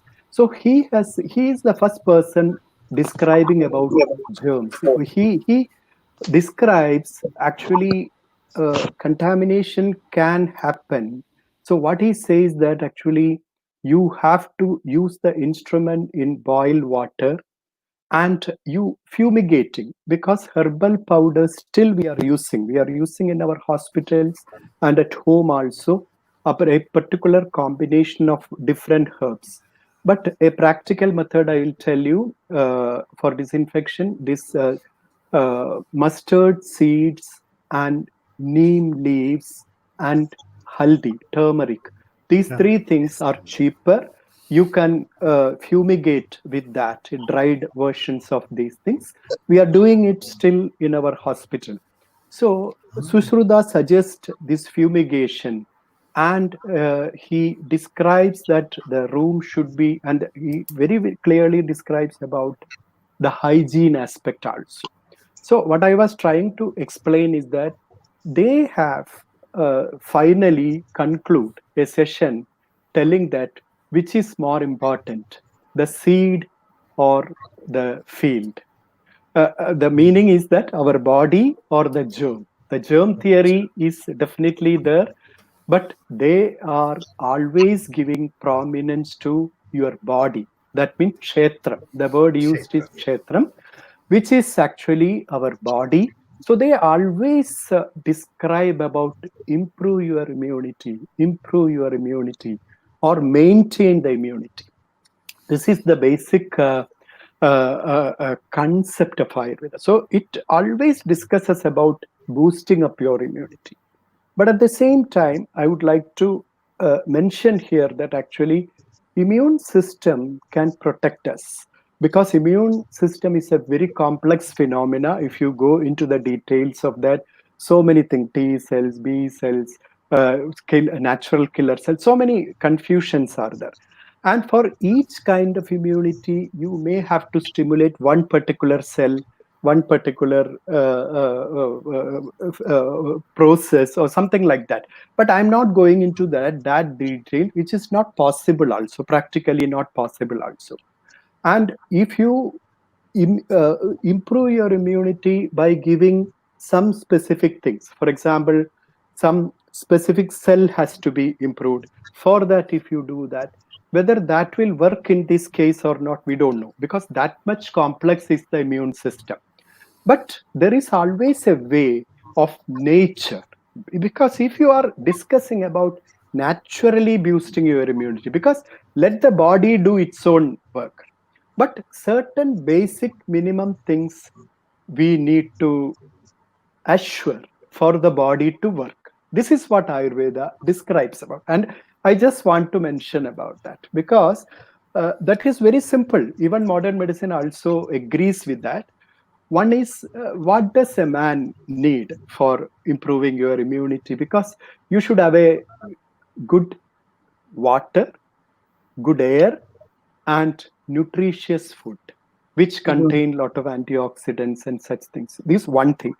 Another thing, sleep. Sleep is directly connected with your immunity, because if you are a person who does not have proper sleep, at least 6 to 7 hours sleep, definitely your immune system will be always impaired. So having a good sleep and having a stress is directly connected with your immunity. So everybody has stress, but how do we handle stress is very, very important. So handling stress also, and for doing yoga, relaxation techniques, such things Ayurveda recommends to keep you fit for. And next comes the metabolism. Metabolism is a dynamic, active metabolism. These are all simple things.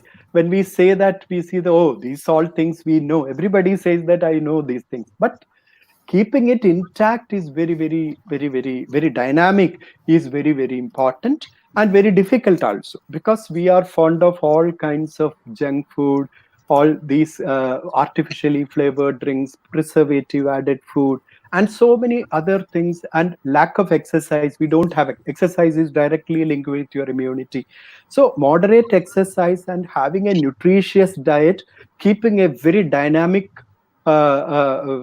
metabolism is very, very important. And when we discuss about metabolism, one more thing I would like to tell you. Metabolism, actually a human body alone cannot do. That is the new finding, because microbiomes, the whole body is having, you might have heard about that, the new researches about autoimmune diseases actually describes about for one human cell, 10 times microbes are there in our body. So this is the proportion they are discussing about. So you have a microbiota, and actually the 1/3 of the Earth's biomass is because of these microorganisms. Even in the inside a volcano and at the core of the base of this Earth, you have microbes. Pardon? What is microbes it called? Microbes. I'm talking about microbes. Got it. Bacteria, fungus, algae, and all kinds of microbes. And they actually, they are the 1/3 of the whole biological existence in this world is microbes. So the body, actually, metabolism is a combination of human activity or human body, as well as the microbiota. If the microbiomes are not working, your metabolism won't work that much, because more than 40,000 species of microbes are there inside our gut. This is the new finding. And what somebody has described is that your skin is actually a virtual zoo of microbiota, and your gut is actually a rainforest of the microbiota. and it changes during seasons due to the climatic changes, due to your diet habits, due to your stress, due to your interaction with the different societies, these changes. So these all influence our immune system. So what I was trying to explain is that having a balanced life, having a stress-free, good metabolic, dynamic metabolism, and there are certain aspects Ayurveda always describes about. There is a prescription for a day, dinacharya, and ritucharya. When the season changes, how do we adjust our body according to that season? So I think this is more relevant in this scenario, because we are seeing that actually more and more disease resistance, more and more microbes are attacking human beings. Actually, we are interdependent. We cannot live without microbes. Microbes cannot live without human body. But there is a healthy combination, healthy balance between these two things. But unfortunately, because of our lifestyle, because of the environmental changes that human beings are making in this world, a lot of changes are taking place, and microbiome is actually getting more aggressive, and disease resistant varieties of so many things are coming.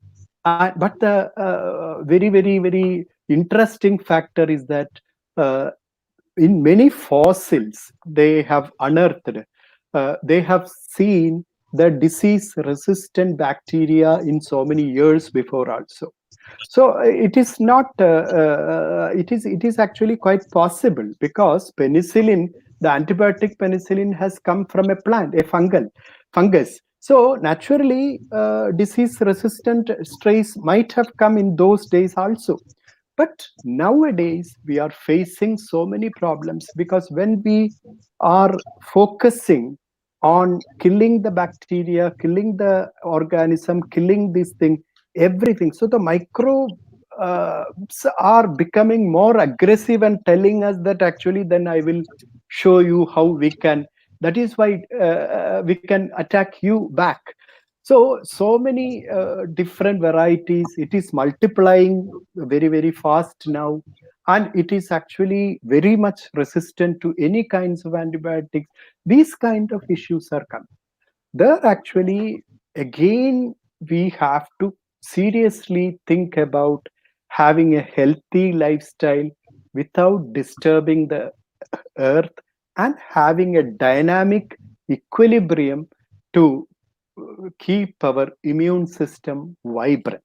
So this is in a nutshell, I would like to tell you. So everybody has to seriously think about now in this COVID era, post-COVID life has to be very, very, very careful. We should think about other organisms, our life, and the coexistence of with other living beings in this society, and that itself can create a positive vibration in our life and immunity. And this, if you have a vibrant immune system, definitely, at least you may have the attacks of these organisms, but the virulence, and you will be able to cope up with these things. This is what I feel. This is what I want to give the message. Yes. Oh, I love that. Me too.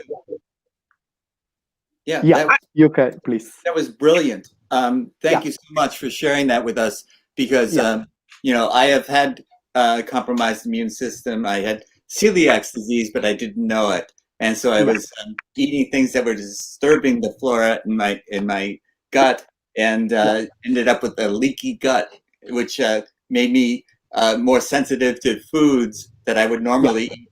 Wouldn't be bad for me, but I was reacting to them as well. So I put into practice some of the things that you were talking about for myself. But this was a self-educating myself, because I did not hear the message that you're giving. And I think that many people in the United States of America don't hear that message. We have got treat ourselves better and the planet better. And Yeah. then these things will work itself out. Yeah. And there are actually, regarding the spices, the Indian spices here, I think I need to mention that also.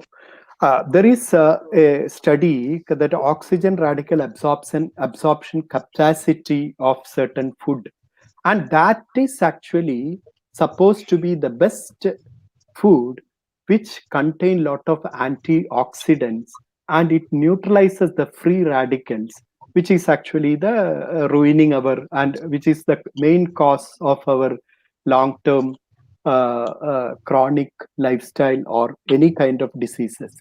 So what I was trying to explain is that all spices, for example, the cinnamon, ginger, and turmeric, Were those the tulsi three that you leaves, mentioned? yeah, all these things Okay. contain lot of antioxidants, which improves the Cinnamon. oxygen binding capacity. Of course, the whether these can increase the immunity in specifically to COVID is not clear. We don't know. But we Right. are talking about generally improving the immune system, because I should not mislead people. That is why I'm very clearly mentioning. I'm not telling that this is effective in COVID and you should take only these. No, that is not my word. Right. I wrote down turmeric, mustard seed. You mentioned it. Okay. We have a little delay here. Did you catch it, Sarah? You said turmeric, mustard seeds, and he mentioned some kind of leaves, but I didn't catch it. I didn't catch it, but I'm looking for it. Yeah. Because this is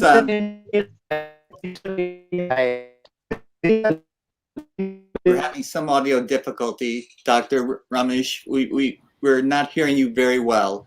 This is just a fun opportunity to try to. I see. Are you hearing me now? Yes, now we're hearing you.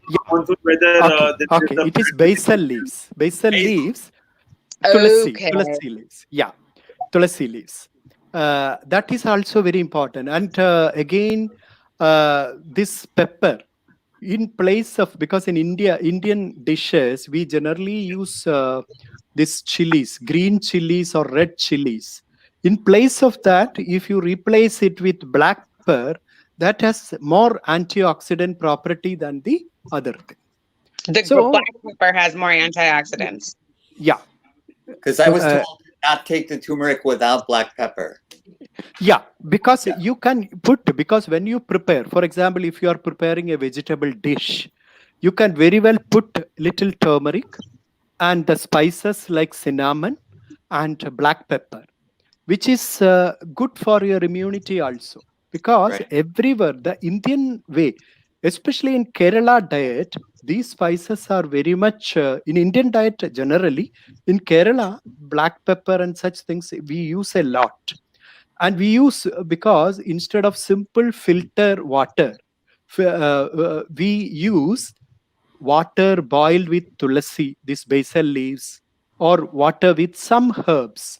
We put this sandalwood or some khaskhas, which is a herbal preparation, and some ginger. Sometimes put ginger, boil it and drink it. Ginger has got antiviral activity as well as immunomodulatory activity. So all the spices, and again the vegetables, all kinds of vegetables, fruits have, that is the reason that actually in a sattvic diet, that is what Ayurveda describes, sattvic, tamas, rajas. Sattvic diet is that actually lot of vegetables and fruits in your diet. It contains lot of fiber. If you discuss it in terms of modern terminology, it contains lot of vitamins. You are discussing about vitamin D, zinc, vitamin C, vitamin A, and all kinds of minerals which boost up our immunity is a plenty of there in fresh. So if you have a fresh vegetable garden, and because nowadays that is also contaminated with spraying pesticides and such things, which is very sad. But anyway, if you have a fresh vegetable garden, Nothing like that. Instead of going for a processed, once in a while for a party, you can have pizza, you can have all kinds of processed food. I'm talking about not simply pizza alone. Even in Indian food also, the processed food. If you go for a processed food, highly polished rice, Yes. processed food, Yeah. added taste makers, added colors, all these negatively affect our immune system. And I feel that it is because of this kind of global acceptance of unhealthy lifestyle and lack of physical activity, all these kind of infectious things are getting. And even our natural immune system is not at all working properly because of the excessive use of these kind of things. This is what I would like to convey. Yes. But there is another problem that we have in this country, and that it's income inequality. So people that do not have income can only afford the processed foods, and their healths are severely affected negatively because they can't afford to eat as the way you're describing it. So I don't have a magic answer for that, but I do agree that your message is wonderful and it needs to be spread and more people need to hear it. And Sarah, I didn't hear him mention meat at all. No, well, No, meat, of course, because meat and fish are good. Ayurveda does not say that you should avoid meat and food. They always discuss about these things, but it should not be in a processed way. It has to be used according to your digestion. It has to be fresh. Unfortunately, in India also, the same thing happens. The fishes are caught and it is preserved using chemicals, and that fish is distributed later.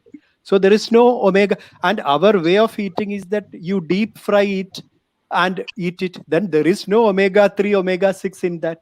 So only taste. Fish and chips. That is it. The same thing happens with meat also. Please, I'm sorry. Please go ahead. Oh, no, that's okay.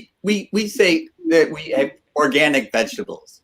And is that really preserved? Because if you can, because the government also has to think seriously about this instead of, because prevention is always better than cure. It is golden words.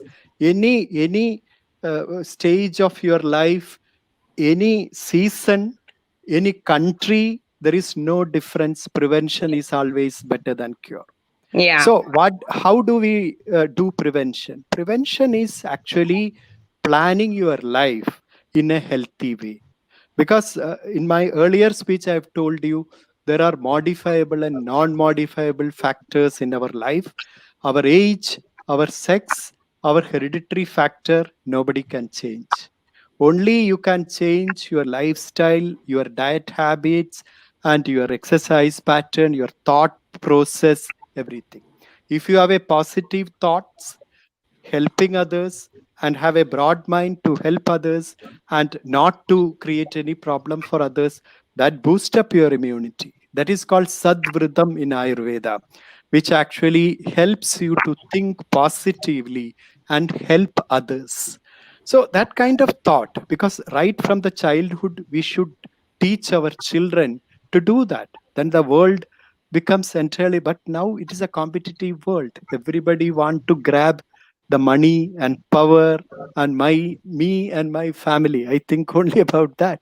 So I am concerned only about my family, my friends and relatives, well-wishers, and whatever happens to other people, we are least bothered about that. So that kind of attitude has already come in the society, but we may have to redo. The corona is giving us a very, very valid lesson, a reset button, that we need to seriously think about our own lifestyle, our own thought process, and we should think positively, because that was our elderly people were doing. Because and again, this also I have told you, I have read it in USA only, in Rock Garden in Tennessee State, Rock Garden. When you enter the garden, there is a saying very clearly written that you should live in this world as if you have borrowed it from your next generation. Oh yes, I've heard Don't this. live in this world.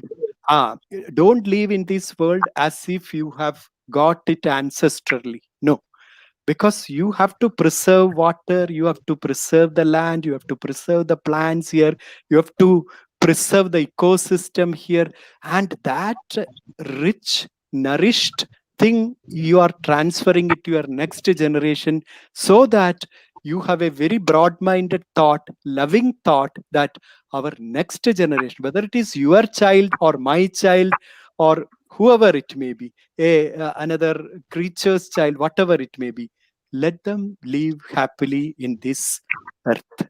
So this should be our thought. That is the thought our older generation were having.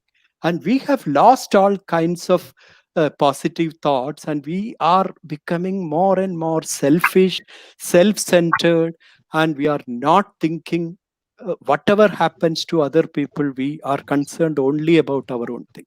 And that is the, I think these kind of even the pandemics are actually the prakriti or the nature is teaching us a lesson that look, Yes. you are so simple creatures in this Yes. universe, you should rethink about your activities very seriously, your more. thought process and all. See, Yes. it's so interesting that you're saying that, because in my opinion, especially with what we were just talking about with the meat eating, Yeah. it ties directly back to that. I mean, and by that I mean we've become so desensitized to the treatment and the well-being of not only the earth but the other species on earth, that Yeah. we not only condone but we support these huge organizations that they go ahead and they abuse. And I mean, they don't just take the life, but they take the entire existence of an animal. Yeah.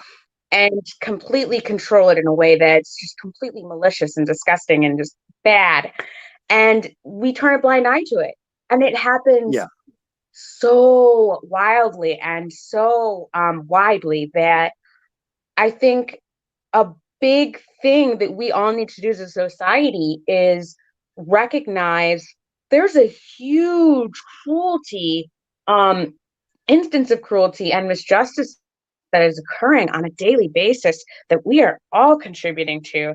And until we start recognizing on a daily basis, how am I as an individual contributing to an overall huge issue of just, I don't want to call it inhumanity, because I mean, but it is. It's inhumanity. We think that we're better than the other species. We think we're better than the world. And until we start recognizing we are all one, and that the way we treat these animals, the way we treat the earth, is ultimately going to be something that comes back to us in the way that we treat ourselves, I don't think we're ever going to be able to reach a point where we go out in public and people are like, you know what, even though I think I'm invincible, I know he's not invincible, so I'm going to wear a mask. Because we don't have that type of consideration. It's just, it's not embedded in us. Well, I would say that there was a fact where there was people that lived on this land who believed in all the things that you're saying, Doctor. And we came to this land and pushed them away. And we called it civilizing them. And the Native Americans did everything that you were talking about. Yep. And we, by installing civilization on top of that, we don't practice the lands. We don't love the lands. We think we can own it. And this was a baffling concept to the Native Americans. So you could give them beads for the land, and they would think, "Oh, sure, you can't. So what? Give me the beads." Well, first of all, Jim, that Columbus thought he got to India, so he called them Indians. Yeah. So they called the Native Americans Indians because, I've landed in India. I never knew that. So he goes, they're Indians. They got to be from India, right? Well, he was financed by Queen Isabella. He was actually an Italian that was financed by a Spanish Spanish Queen and who's King trying to over to find move India faster way to get because to they want to get closer to getting trading with India. So he called them Indians. Then he brought over these things called disease, like smallpox, and things that the Native Americans never saw before, wiping out 70 to 80% of their population, not because of the wars, but because of the disease. And we gave them blankets infected with smallpox. Yeah, with smallpox. Here you go. Have some smallpox. So now we have a new disease, this COVID-19, which actually isn't new. It's just a strain of another COVID. And the funny thing is that, at least over here, I don't know if it happens over in India, they made it very political, Dr. Varier. In other words, our medical society is being dictated by politicians, not the medical profession, and not by the virus. They're trying to say, well, I'm going to go out. I'm not going to wear a mask. I'm not going to do anything. I'm going to ignore it because I'm me, which happens over here quite often. And the virus, of course, is going to stop because I said so. And it's fake news. Fake news. Yeah. and then let me tell you something. It's all fake. In other words, if you say anything like what you're saying, oh, that's got to be fake news. You know, if COVID-19 is all fake news, it's made up news, and you guys really don't. There's no such thing as that exists. And so what we do is we have a problem here, a serious problem. I don't know if they have that in India, but here's one of the problems. We lead the world in COVID-19 infections and deaths. USA. Go USA. And you know what? So what they did over here is they go, well, because they told everybody, oh, you got to quarantine and you got to do all this stuff. And people started doing it. At least they were good. The coronavirus went down. Then all of a sudden, the politicians, by the way, medical doctors aren't consulted. You guys don't know anything. You have to be a vice president or a politician. The politicians decided, guess it's over. And they opened up the country again. They said, go out and everybody have a party and have fun. And you know what happened? They all got sick again. And they go, oh, my Lord, you wouldn't believe it. They got sick again. What a big surprise. So the studies I've read, I don't know if you've seen it, Dr. Ramesh, they have studies that say if you do wear a mask and the other person wears a mask and you socially distance, it'll mitigate the coronavirus 90%. Yeah. That is very true. Very true. That's very true. Okay. Yeah. So that was promulgated around here, and they said, no, it's just a conspiracy to get us to wear things on our face. Yeah. Very sad. Because, and we lose our freedom. Telling us to do something. We lose so many lives. Yeah, it's the government telling us to do something. I'm serious. Okay, so then what happens? Now we're getting reports that all the people that ignored it are getting sick. They're going to the hospital. They're complaining because apparently this virus is not fun to have. I don't know. I haven't had it. And for chess players like myself and Jim, we easily self-quarantine. There you go. So there's chess boards, because you can play chess on the internet and you don't need to see people. You just play on the internet. There we go. And so self-quarantining is not a big deal for us, but for more social people, I can see this could be a big problem. The complete anti-social people like us, no problem, right, Jim? Yeah, give me DirecTV, give me the high-speed internet access, and give me my chess books. I'm fine. Yeah. The only thing I don't like about this COVID shelter-in-place business is they're telling me to do it. I would do it naturally. That's the whole point. And see, and I have really good friends. They're called, Dell and Lenovo and Apple. And I hang out with them. They're computers. And they're really good. Now, Sarah, on the other hand, actually has to go out and see people, right? Oh yeah. Yeah. Yes, okay. Sarah. Okay. So how do you do that? Since you're chess. Yeah, you got to take up chess and be completely antisocial, or have all those people take up chess. Sarah, how are you able to keep away from coronavirus when you actually have to go see people? How do you do that? Our facility, we're a monitoring center, so I don't actually come face to face with any of the people who are in the correctional facility. We work on an off-site office location, and we deal with things over the phone, or and like right now, we've been doing a lot of remote work. So we have our specialists at home, and we're interacting with the offenders via phone, which is what we typically do. And with our computer systems, because we monitor them with GPS and such, and contact with them again via phone and via their officer, because it's their officer who's really the person who's coming out and being in contact with them face to face. And I mean, right now there's probably in my office on any given day, like, I want to say like 10 people max. And like typically there'd be like, I don't know, 30. So we have a lot less people in the office right now, and we're all wearing masks, and we are doing social distancing to the point where if you go into the break room, 2 people to a table, you cannot sit next to each other. If you're up and away from your station, you need to be wearing a mask. And the 6 feet social distancing, I mean, so you have to walk around the office different. Like typically you'd be able to walk through the office, like I walk in, I can walk through this way and then go through here. Not anymore. I gotta walk through here all the way around because social distancing, baby. That's the way we're doing it. And I talked to Jim. He said he was really good at social distancing when he was in high school. He would actually sit down at a lunch counter and everybody would pick up their lunch things and run away. And so the thing is, he was actually pretty good at it. So for him, nothing new to me. It was nothing new to him. He goes, I'm a chess player, and he'd sit down. Anyone want to play chess? They'd pick up their trays and they'd run away, and they won't even talk to him. So he had a great experience. Now, Dr. Ramesh, you were talking about people actually not chasing the almighty dollar and instead being kind to people and all this other stuff that we don't practice here, because there was a rule. I think there was a movie called Wall Street. I don't know if you saw that movie. Said greed by any choice is the root of all good, or something like that. Greed over everything. Basically. Greed over everything, right. So in India, do you guys practice this greed is good philosophy? Do you do that over there, Dr. Ramesh? No, it has changed. The scenario in India also has changed.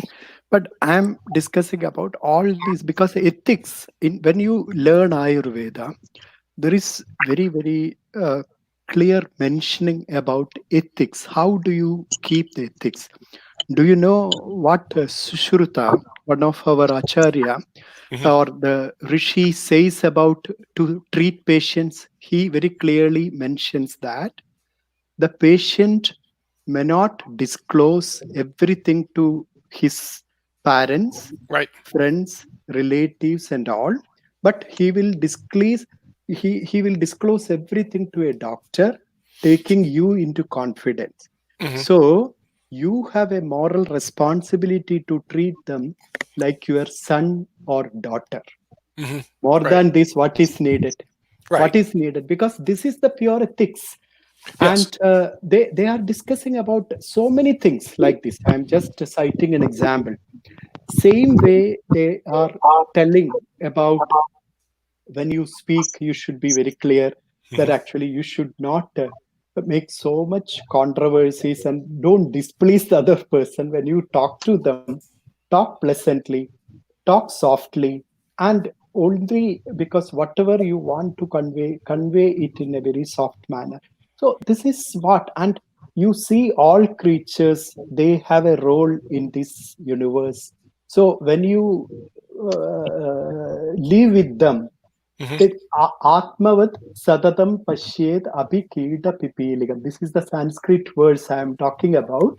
Whenever you see an ant also, you should feel that actually you have a life and it has also got a life. So that kind of give and take kind of attitude, and you can take from the nature, but without exploiting it. That is what they say. Because if you are taking a tree, you take it, because even there was a custom in India that actually when you construct a house, you have to cut trees, because in that area you have to cut trees, and you have to build a house there. So at that time, the engineer or architect in those days pray to forgive the trees as well as all the creatures. If the birds are living in that tree,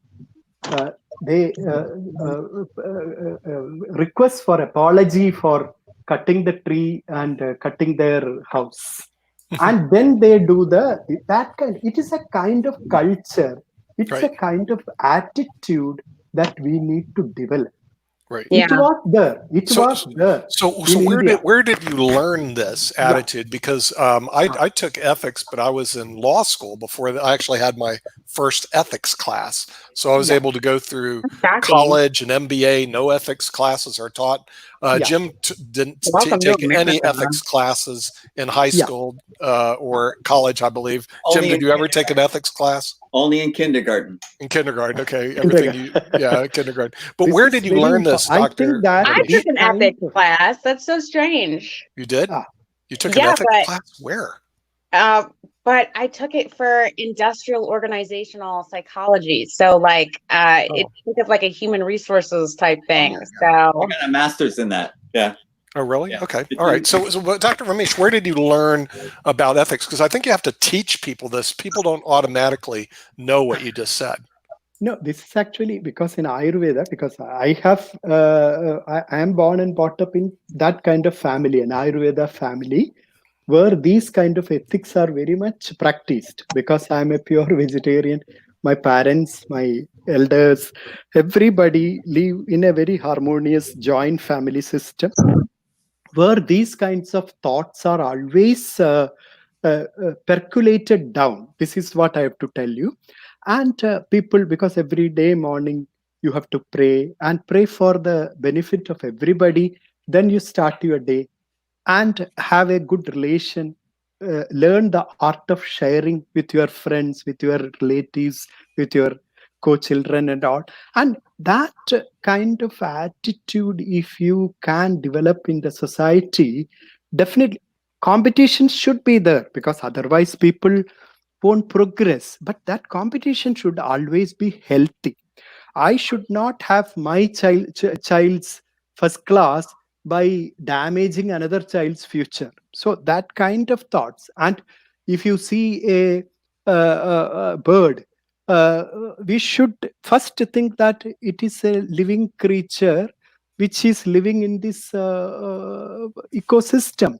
Whereas if you think that, oh, how can I kill and make a sabji out of that, and think, always you think like, and if you see your patient, first you think that, how can I make some money out of him?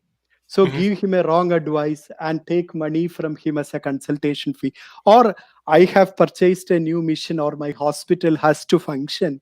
So I have to generate the income from you people who are visiting me. So that kind of institutionalization and thoughts actually very slowly creeped in. And of course, we are thinking about only money and our power and such things. The whole world is thinking only about that. So naturally, these kind of thoughts, ethics, and nowhere in the medical curriculum, I tell you, unfortunately, ethics need to be given very, very prime importance in the medical curriculum of in all businesses also, because they should have some ethics. When you do a business, you should have some ethics. If you don't, if you don't have any ethics in doing anything, the world becomes like this, because they become so selfish, so self-centered. So they think only this thing. Whatever happens to others, I need my space in this universe. I need my money. I need my people to be comfortable. Others, I don't care. So that kind of attitude is ruining the world. But I don't know whether we will be able to. But we are just, I'm just loud thinking, and I'm sharing it with people like you, who are powerful people, because your media people are the most powerful people in this world. They are. I mean, it's absolutely incredible. I was going like, we broadcast over 100 countries right now. We did have this morning. We had our first show from Laos, Nigeria. But when you're talking about this, see, I become very curious about ethics, because in my MBA program, I have a master's in business administration. I don't recall taking any ethics class to be an MBA. I don't recall that it was even offered. So Yeah. right now, you made me very curious. So you can go check the curriculums online. So I'm going to go check to see if the MBA, I'll pick on Jim's school, Stanford, has any ethics class for their graduates. Oh. Well, we do now because we Very want sad. you to treat women better, and because of the sexual harassment issues. And so now they're trying to raise the consciousness about how you treat women and how you compensate women. So there's that sort of thing, but it's not what Dr. Ramesh is talking about so much. And I think when we learned Darwin's theory, the survival of the fittest, we thought that meant the survival of the biggest, the strongest. And it's not. It's the one that fits best. It's the survival of the one that fits best. And the coronavirus is teaching us we must adapt. Teaching us. We must be able to fit into this world. Otherwise, we will have consequences visited upon us. And it doesn't matter how strong you are, because the consequences will take you down. Okay, Mr. Jim. Time out, everybody. Hold on. Yeah. Okay, here we go. Stanford Business School. Okay, go Google it. Stanford Business School. Now that I'll pick on you guys out west. Okay. Go Google their curriculum for the MBA students. You know how many ethics classes you can take, Mr. Jim? None. Nothing. You can't even take it. Very sad to hear. How do you like that, Dr. Harassment. That's Not it.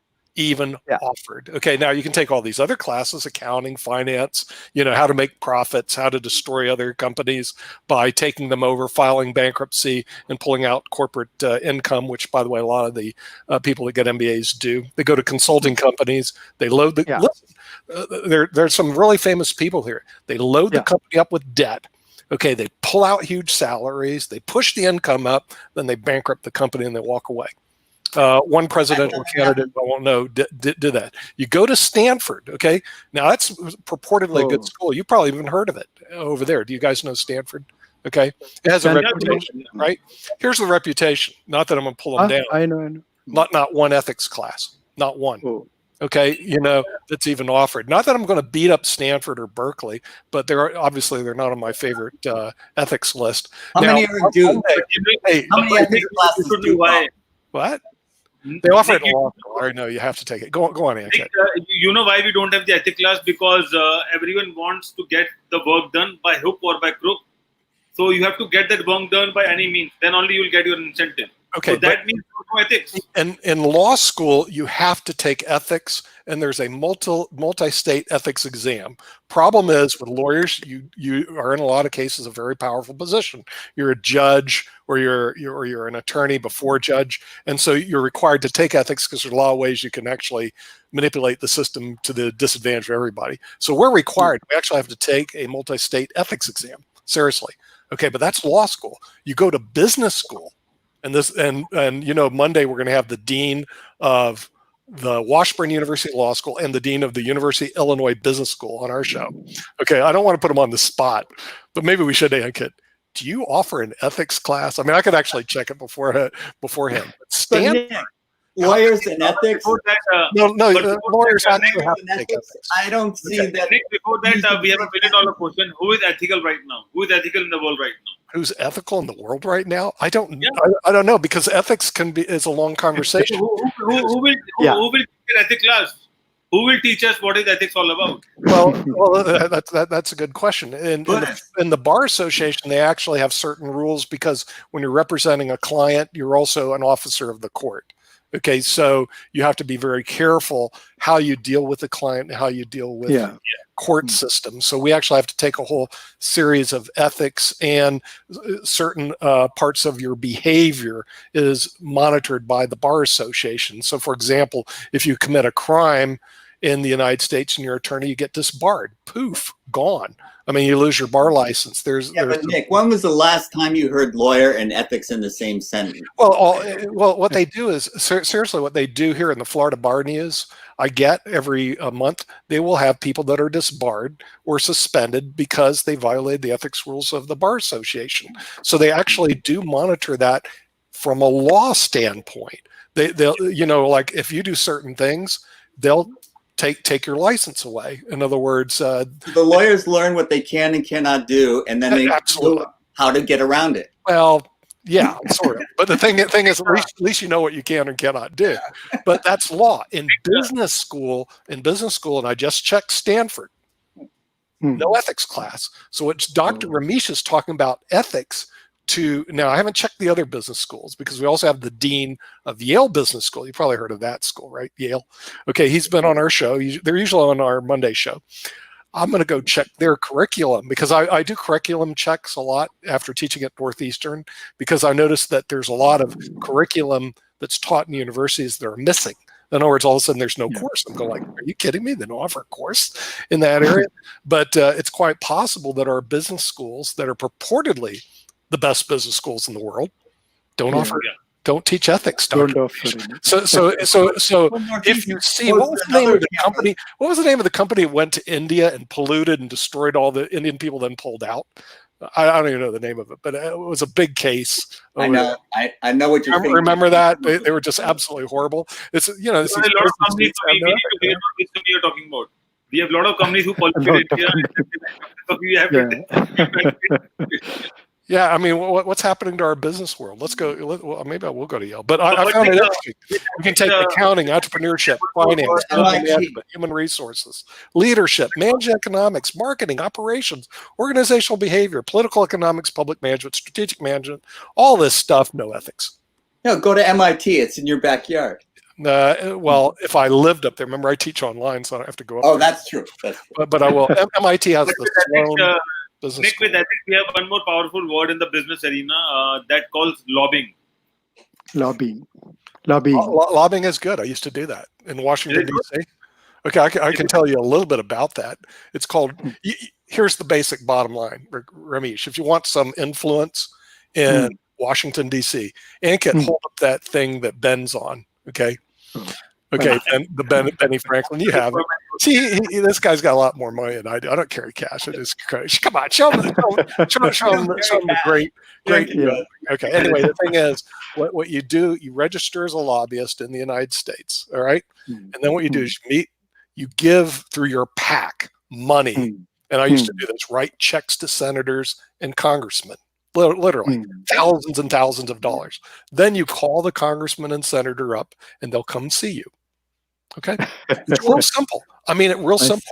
And when I was teaching at Campbell Law School and I brought in one of our senators, I said, hey, I'm going to bring Senator, what's his name? I'm not going to use his name, but I'll bring this U.S. Senator in to come talk to you guys. They're going, what are you talking about? Okay, I'll arrange it.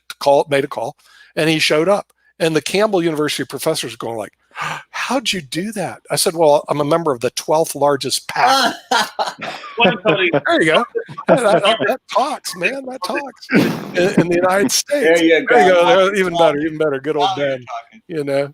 So yeah, you can do that. But when was the last time you heard the words lobbyist and ethics in the same sentence? Oh, they don't take ethics classes. You do have to register to be a lobbyist, but you don't have to take an ethics class. But then the best part is that if you read a newspaper, so the first headline says lobbying and the second headline says be ethical. The first headline is all about lobbying and all those things. And then the second headline after that, it says that be ethical and be ethical with your business. No, lobbying in a good sense, lobbying with good ethics and for a good cause is always good. Yes, it's with good intention. Need not be always in the way we think. No, you're that is the absolutely issue. right. But Dr. It's all about your intention. You said that media is powerful, and that's what we are doing. We are creating a lot of powerful positiveness around the world, and that's why we are talking and openly sharing all these things to make sure that how we can improve and how we can share the best practices and how ethics and lobbying can be a positive word as compared to what we think. It can be. It should be positive. It should be. Because lobbying is not a bad word. No. So it has to be used properly, using a proper way for a positive thing. Yeah. Anyway. Yeah, no, I couldn't agree more with you that unfortunately when we lobby for a pharmaceutical industry so that we can get bills passed that favor them so that they can make more money, it's being perverted. And if we use it for with good intentions to make the world better, then yes, this is a wonderful thing. So it's all about, it's not the word that matters, it's your intention that matters. Yeah.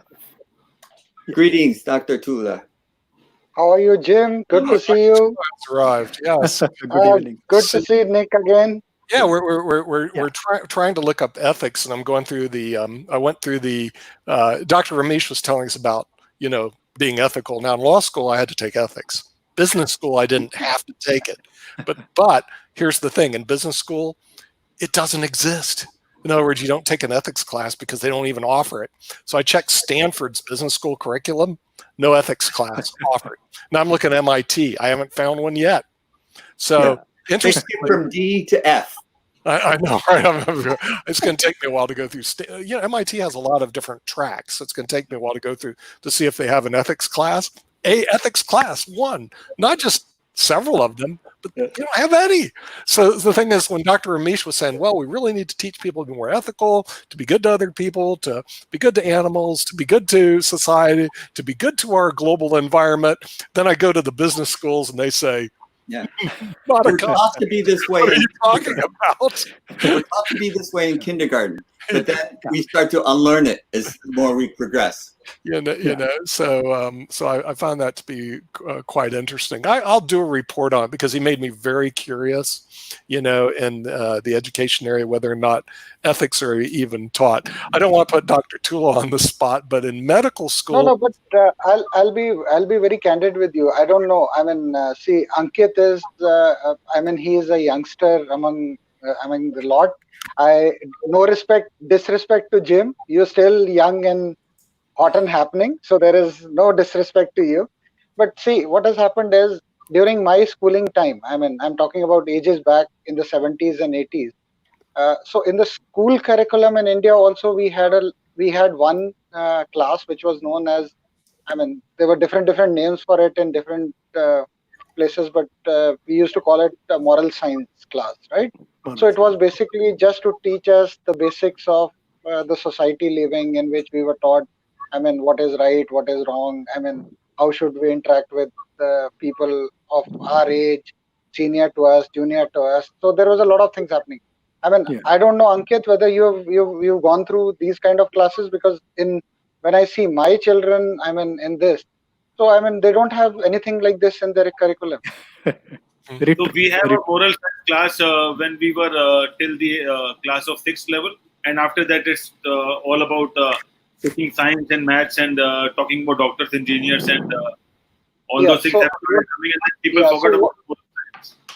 So what I am trying to tell you is, I'm sure Dr. Ramesh would have also, he's also a product of our age group only, so he must have gone through all of that. But Ankit, what has happened is, now I see my kids, I have kids who are in that age group only. I have not seen any public school taking, this kind of classes. Nowadays it's passe, I think. So it is imperative on now, I believe, that the students have passed the buck to the parents, that they only teach whatever they can to the children. The school is not giving any, they're not dedicated classes on this.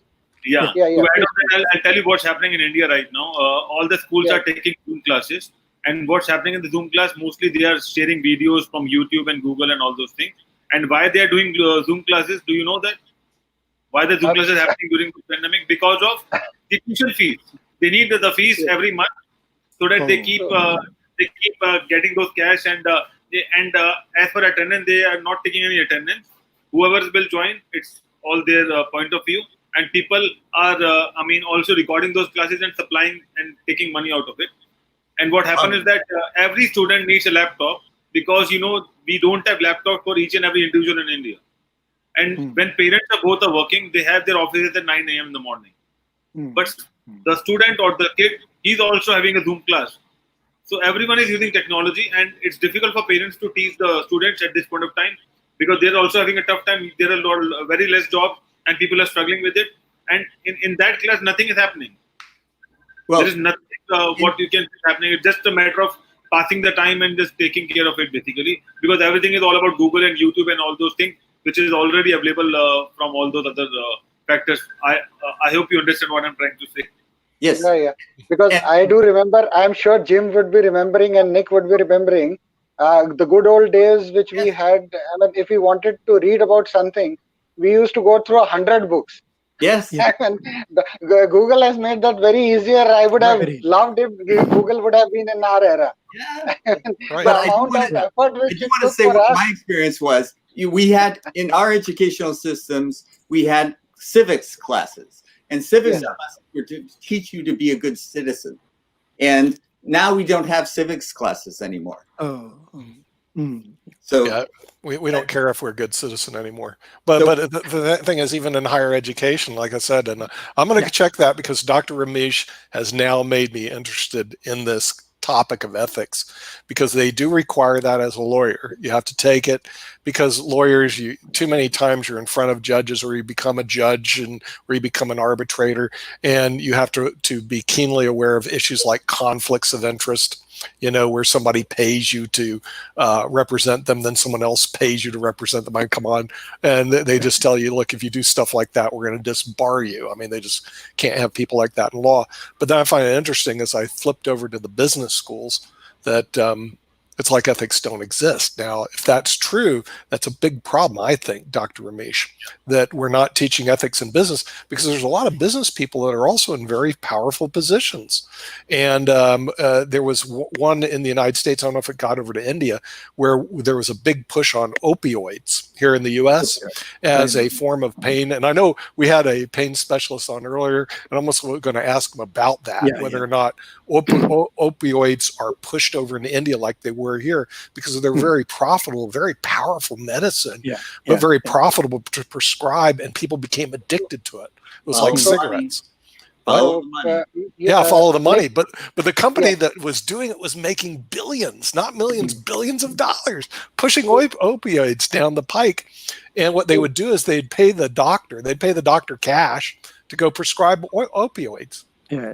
Honestly speaking, opioids, see, I'll be very candid with you. In India, you have various kinds of, drugs available where you can do a little bit here and there, right? Opioids have not caught too much because of two reasons. One, because people are not much aware about opioids also, despite, I'm talking about the medical opioid. I'm not talking about the unofficial.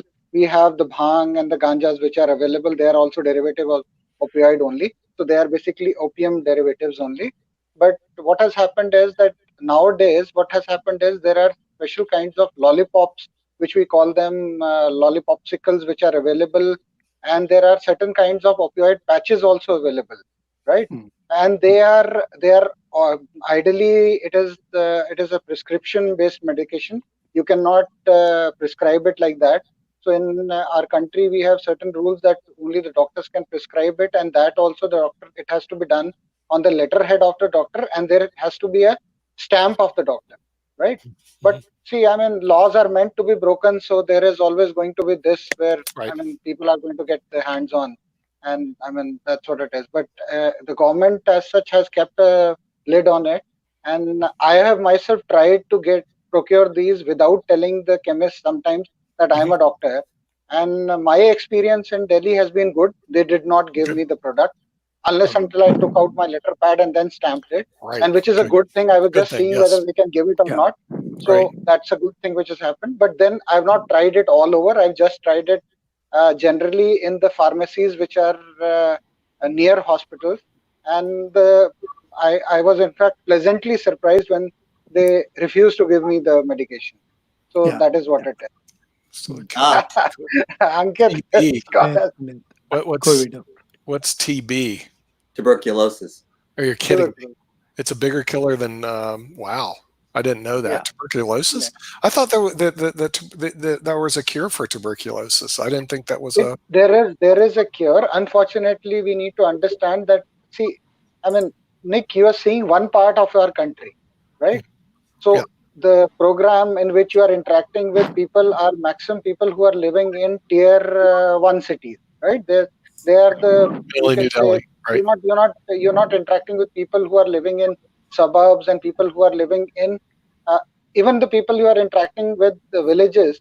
I mean, there is a very different village population all across India. It's very diverse. So in certain areas, it is very difficult for them to even get basic health care. And unfortunately, this has been a tragedy over the generation of years which we had.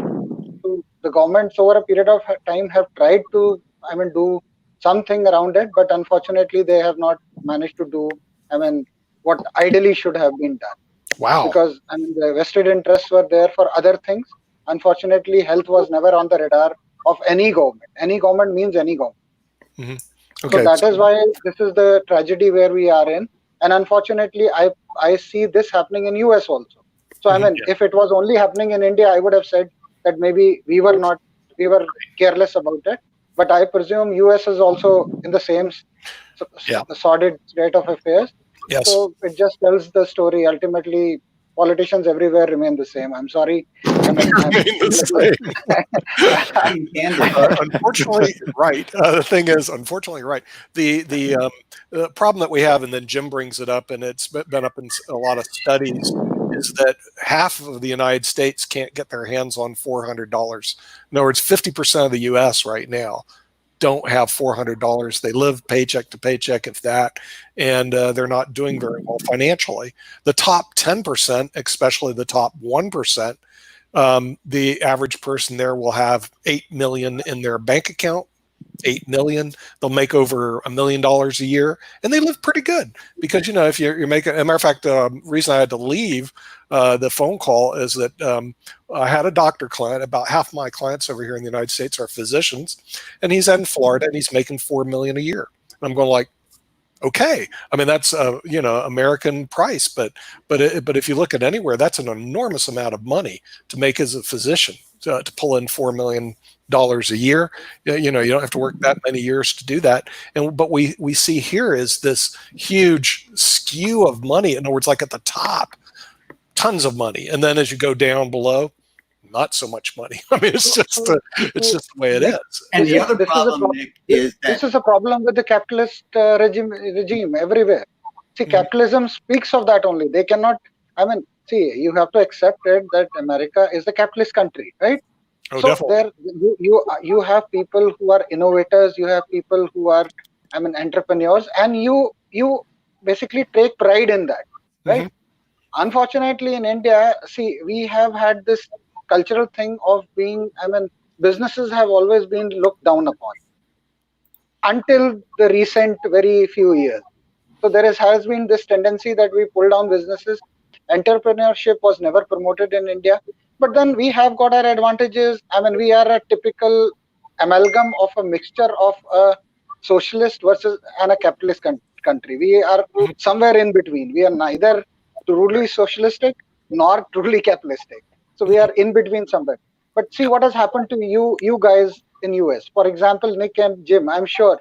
I mean, look what was the amount of money which you had to pay for your education during your years? I'm just asking you. And look at what has happened at the moment. A long time ago, so it was relatively inexpensive. In other words, I forgot what it was, and then I come from a family that had that owned banks years ago, so we had trust accounts set up from the 1940s. You know, so for me, it was a kind of a different situation. I didn't have any student loans, didn't have to pay for anything. It's kind of like, you know, a good situation for moi. But when I did go to school, because I went to private schools, I thought, wow, I'm doing really well. The kid next to me, his parents were worth $100 million, and he's worth $1 billion. And he gave the University of Miami $100 million. He was my student mate. And so you find out here, you can be really well off, and you run into other people who are extremely well off. I mean, it's just the nature of the beast. But in any event, the tuition was around $2,500 for private school back then. Today, the private school I teach in is about $60,000. So to get a degree. So just look at what has happened. So basically what is happening in your part of the world is people are dropping out at an earlier age. They cannot afford education. Now, isn't this a tragedy? Well, I would say as a country, it is extremely tragic that you are not able to, I mean, see what is happening. Ultimately, you will have people from outside who will be more educated. They will come into the system. They will take away the jobs, right? And then crying that, I mean, people, outsiders are taking away the job. I don't think that's I mean, that is just like, I mean, the tap is leaking and you are running here and there trying to find that it is leaking from the pipe or somewhere else. I mean, that's what it is.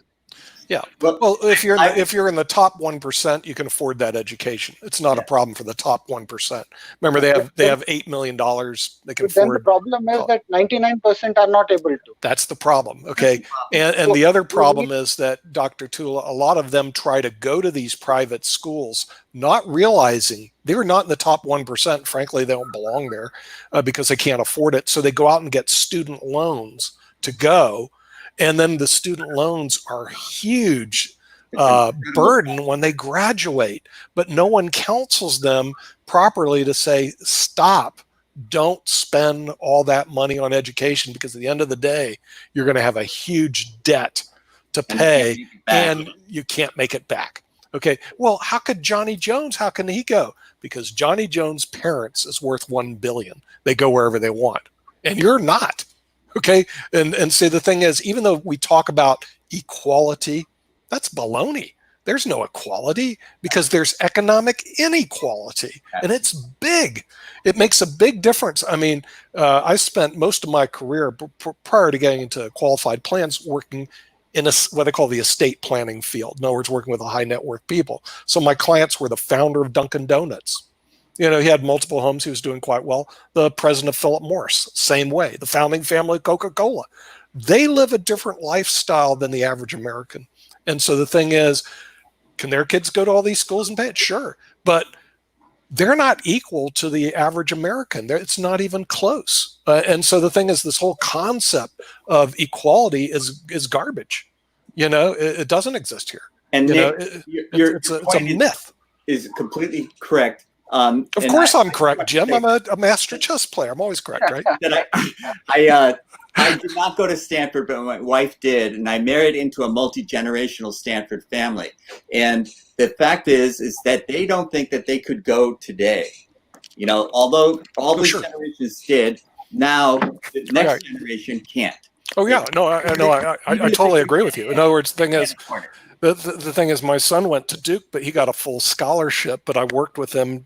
And he actually did a lot of work himself for his PhD in electrical engineering by getting high GREs and GRE scores. Okay, but if we had to pay for it ourselves, I'd say let's not go to Duke. Let's go look at another school because it's astronomical. It just doesn't make any economic sense. But what happens, Jim, is these kids that are out there are not getting counseled. I like the guy who's going to be on Monday from the University of Illinois, because he's giving a bargain price for their MBA and their Master's in Science and Management class. I mean, $10,000 or $20,000 to pay for a graduate degree, that's an American price. If you went to my school, okay, where I went, Miami, $200,000. Okay, well, good luck in getting the $200,000 back in business. I mean, you know, and a lot of medical doctors here, Dr. Tulla, the reason they think they need to make $4 million, they graduate with student loans. $250,000, $500,000. I mean, unbelievable. This is the typical problem which is now started happening in India also. Because please remember, when I did my graduation, I mean, the fees were virtually paltry. Of course, we did not. We were on a kind of an internship kind of a basis where we were not getting paid. I mean, we were just getting peanuts. But of course, we were delivering peanuts also. I mean, we were paying peanuts when it comes to, I mean, the fee and all that. Nowadays, if you look at the fee, I mean, it has gone, I mean, it's nearly 100 times of what we used to pay. So it's nearly 100 times, right?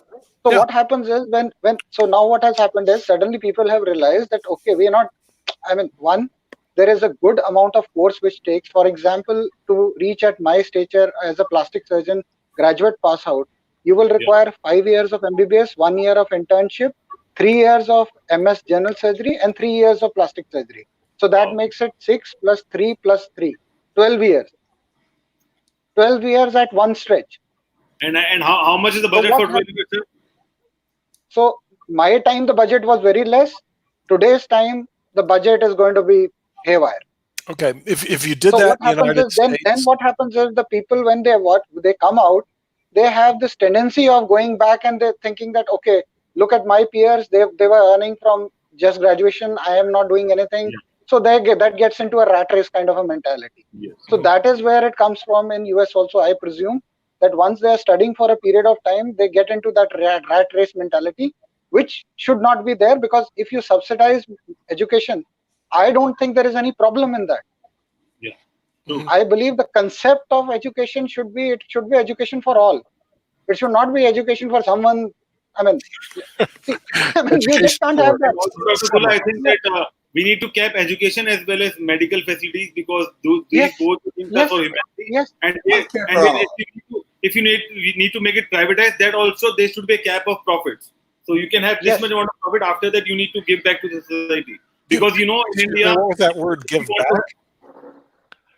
Did you say give back? I mean to reinvest basically, because think what happened. If I want to open a college or a school. Just a minute. May I Yes, take Dr. leave because I have some other engagement? Of course, Dr. Please go ahead. Sorry, sir. Good to Sorry, have you here. You opened up a whole basically can of worms ransacked into you. with this ethics thing. So I got work to do tonight. I'm going to find out about MIT, Harvard, Yale, and University of Illinois' ethics on business. Thank you. Thank you. Thank you, sir. Pleasure.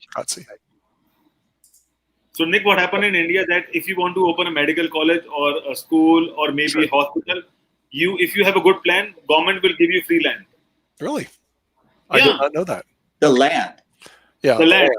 But you and got then a lot of rebates initially, but you just have to share.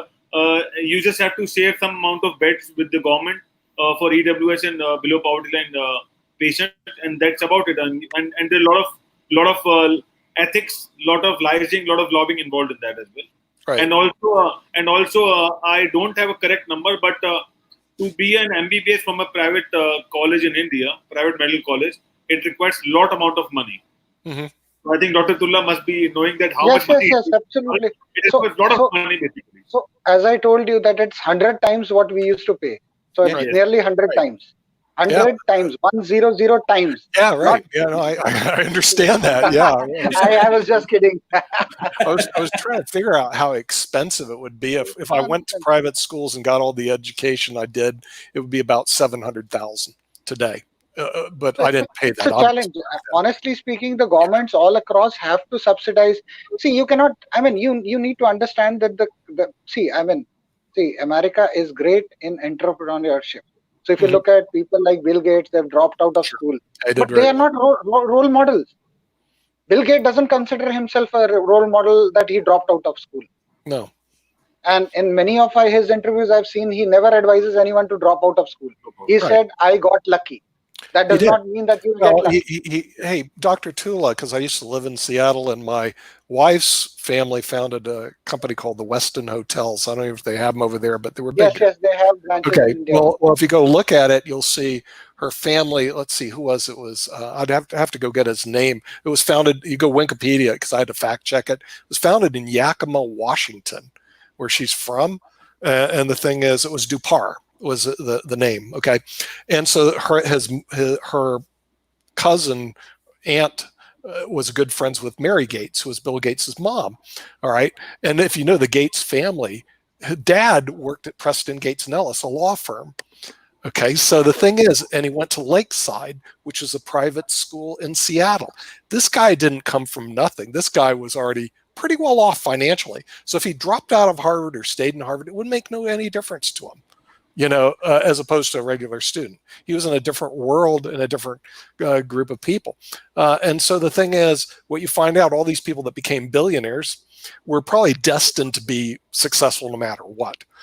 And he's right. To a certain extent, he got lucky. He was at the right place at the right time. You can't beat that, But even the software, if you go read the software he developed, which is called DOS, and Jim knows this, the dirty operating system.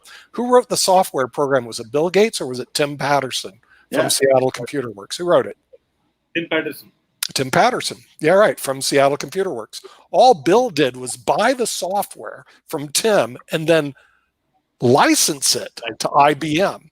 Who gave him the idea to license and not sell? Well, his dad was an attorney at Preston Gates and Ellis. He goes, you don't want to sell it to him. license to him and get a buck operating system, or a couple dollars an operating system, so you control the data. And he did it. So he not only got good coaching from his father's law firm, and also had the computer savvy from someone else. Well, he did more than anything. He put it all together. And then he created this huge company today called Microsoft. I mean, and you see the same thing with the search engines with Brin and Page. Their parents were both professors at Michigan. They were going to do well no matter what. I mean, so over and over again, we hear these success. Oh, I dropped out of Harvard, or I dropped out of Stanford, whatever, not really. Okay, yeah, you went to school, dropped out of school, but basically you're going to be successful. The only question is when and how much. But the thing is, what it does allow, because they were able to scale it worldwide, that you allow the unicorn effect, where one person has billions, or today hundreds of billions, and then the rest of the world is starving. Yeah, kids don't try this at home, because they were professionals. So don't drop out. Yeah, right. Yeah, because if you're going to play the odds are actually better to stay in school. But the thing is, at the same time, Jim, you have to be financially savvy about what school you're going to and how much you're going to pay for it, because you've got to manage that debt load at the end of the day. It's just the way it is. Yes, Ankit.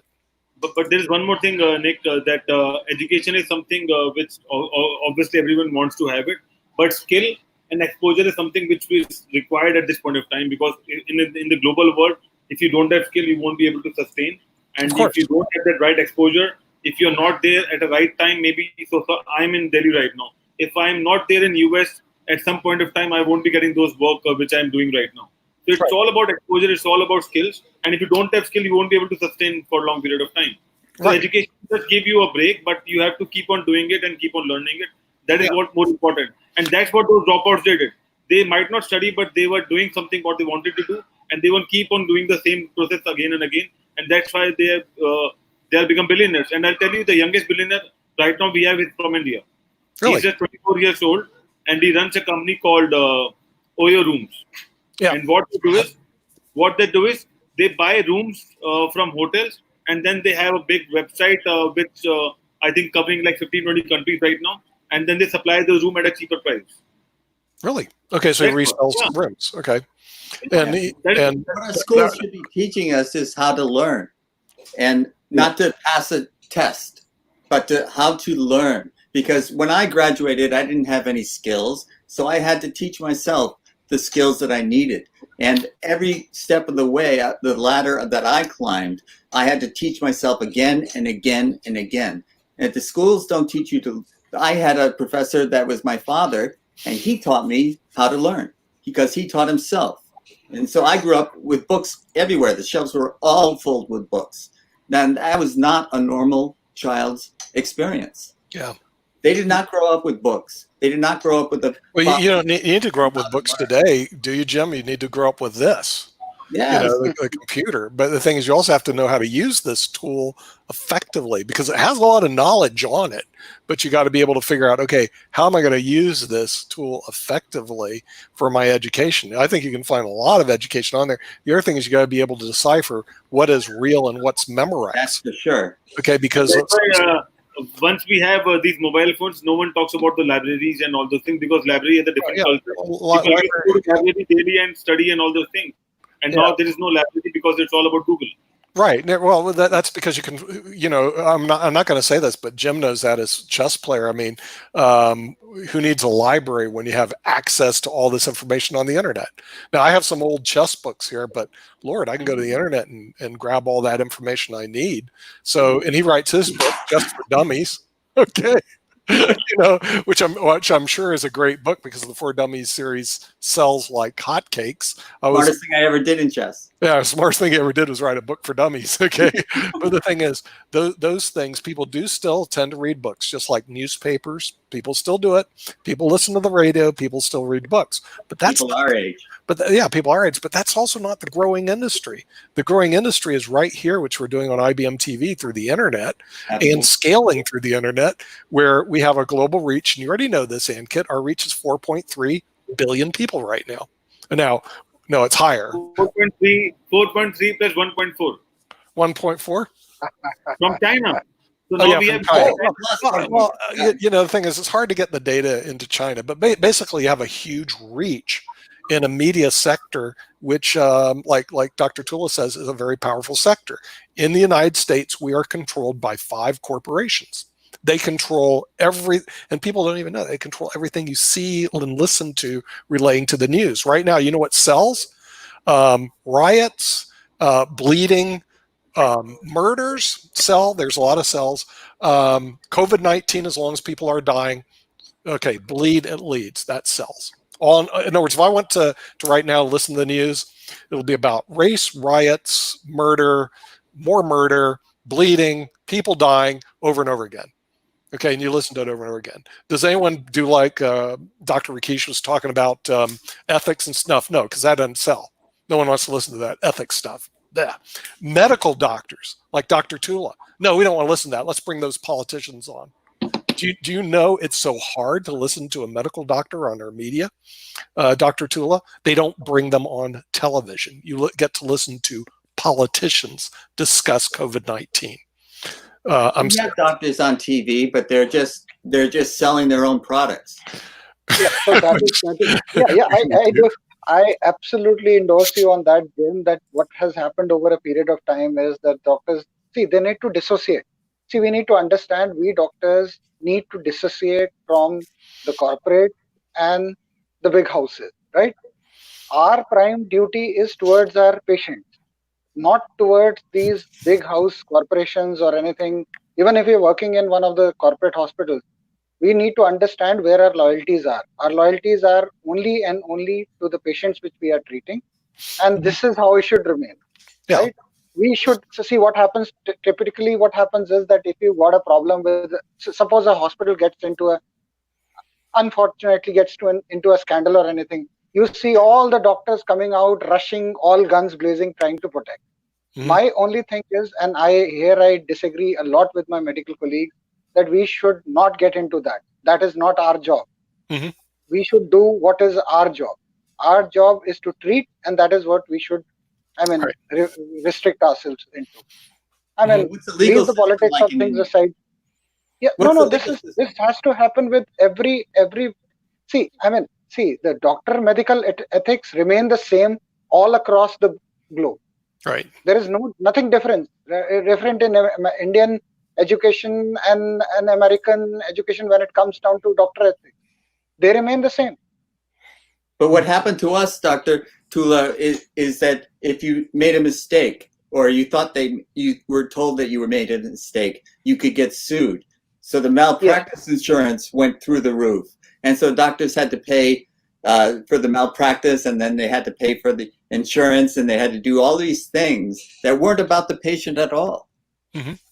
So that's what the catch-22 is. We need to find a middle way around, right? Right. So basically, we need to understand that as commercialism takes over, people will also. We need to understand first, medicine is not math. 2 and 2 does not make 4 in medicine. In medicine, there are a lot of cofactors which are working.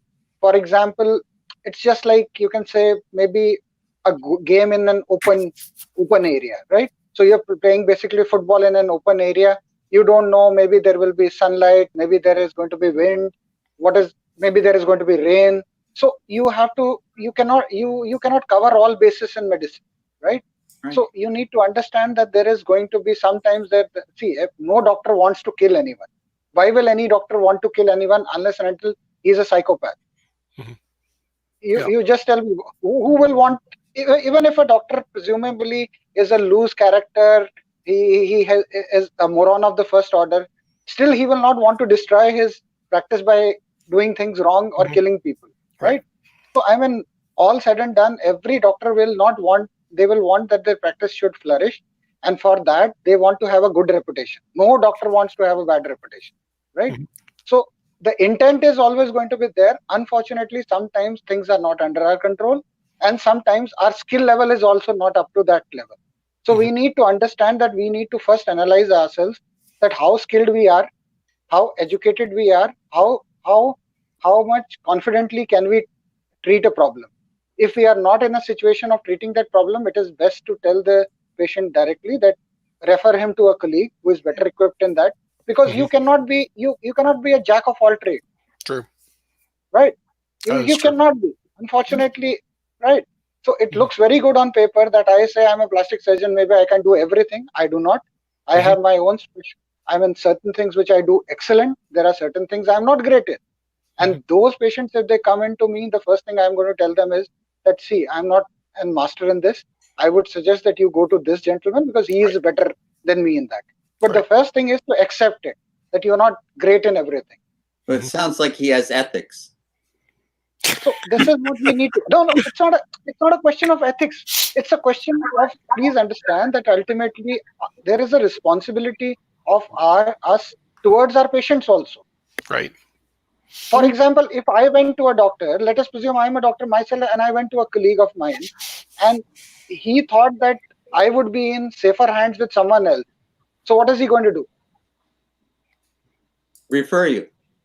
Yeah. So if I expect that from him, so why shouldn't I do that myself? Right. So that's a simple trick there. There's nothing. I mean, see, we need to understand. And sometimes even if with the best of efforts, things don't go in our way, right? That we have to take it with a pinch of salt. I have also had, I mean, when in the ERs, people dying in front of me, unfortunately not able to do what we could do best in that situation. That was our best, even was not that good enough. So we need to live with it. Every doctor lives with it, right? But we need to understand that there is a thin line which has to be drawn. So we need to refer where we feel that we are not. For example, if a patient came to me who is grossly overweight, like 110 kgs or something, and wanted liposuction, my first thing will be to dissuade him, tell him you're not the right candidate for liposuction. Yeah. Because your BMI is more than 28. I don't operate with that. So I presume either you should lose weight or maybe get referred to a bariatric surgeon. Not try to do liposuction on that person straight away. We need to understand, and that is what happens also. Maximum times it happens. I mean, you will have some black sheep in the family. It is not possible that everyone is going to be ethical, but you need to, I mean, delineate that.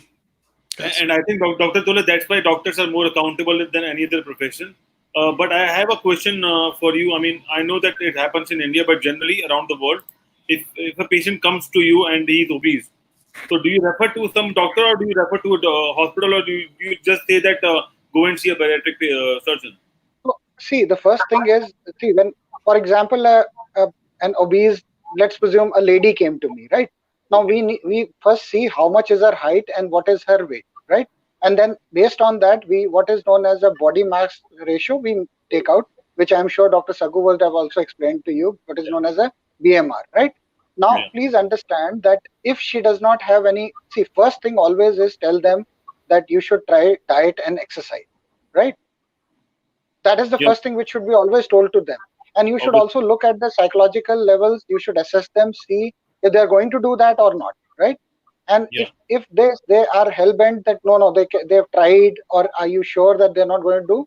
In that scenario, you can give them options that this is one option, this is second option. But you have to choose what is the best option for her, right? Even if it comes to surgery, you have to choose the best option, right? Yeah. Now, whether she wants to get it done or not, that's another question. But you should not be guiding them, I mean, biased on what you think you should be doing. You should be guiding them based on sound principles of medicine.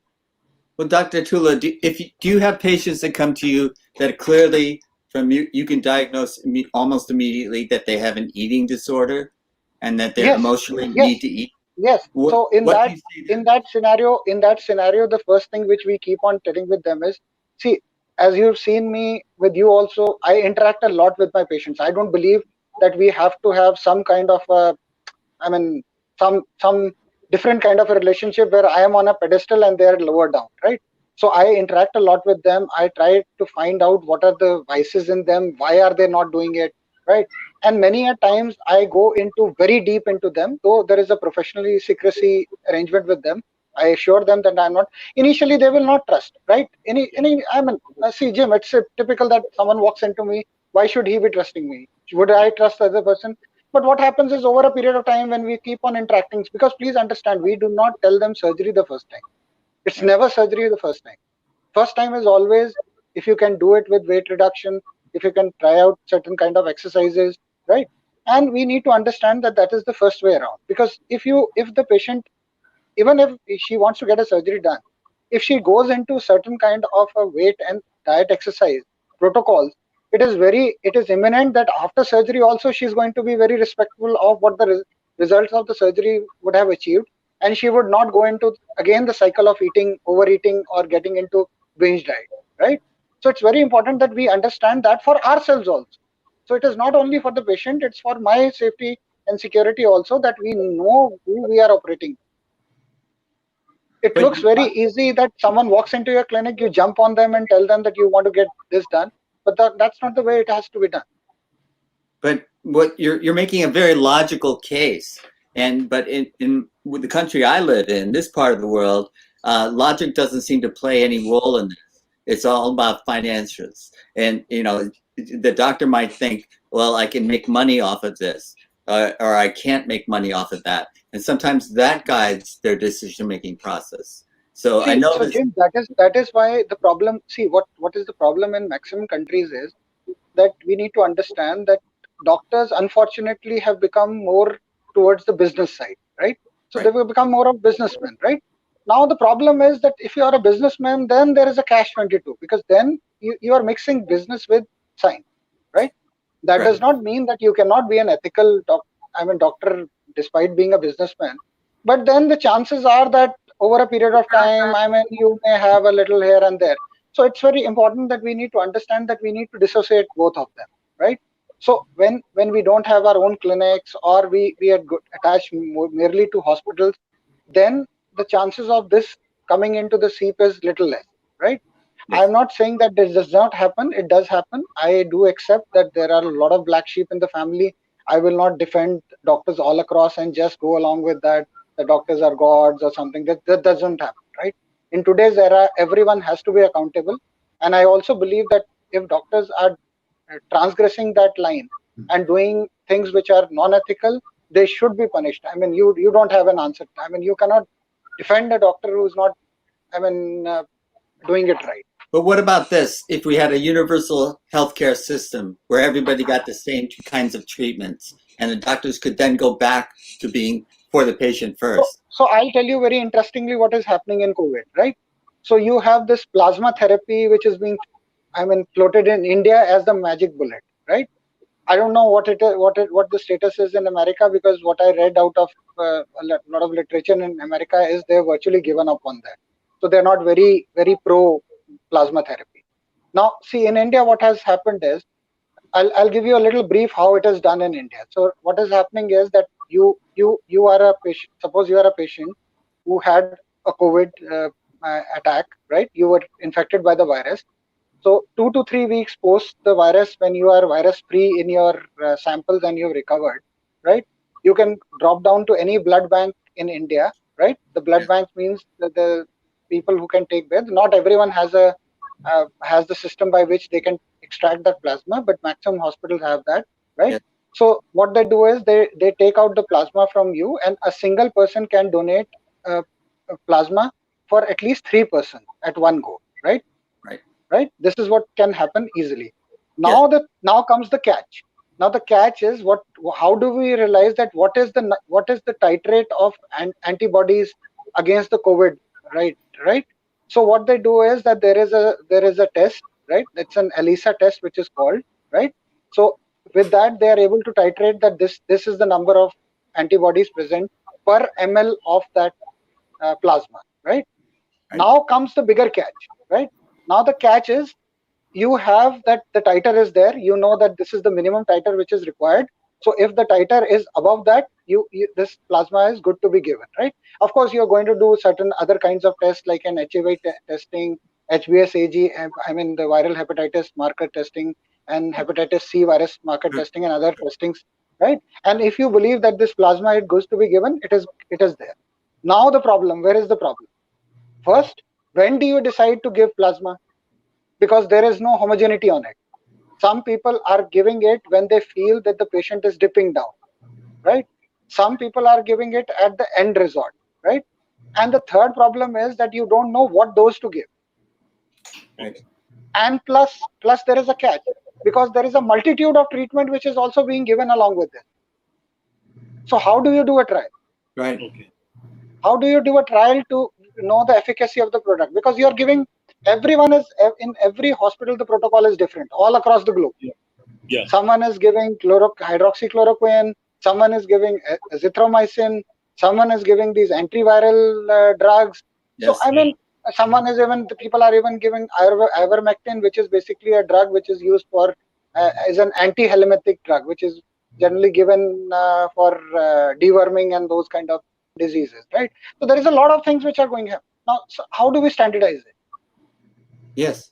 It's Because we're not talking with each other. There is no standardization. Right. I understand. So that's the challenge. And is it because this is excuse me, a novel virus? Because because this is a new virus. See, everyone is trying what they think that can work. They're trying it out, right? But you can't have a solid clinical trial unless and until you are having specific treatment guidelines and treating it with another, comparing it with another specific guideline. Control group. Right? In all kinds of patients, because see, there is a lot of, trials requires a lot of customization to be done. And right? It takes time. So there is, it's a time-taking procedure because customization has to be done.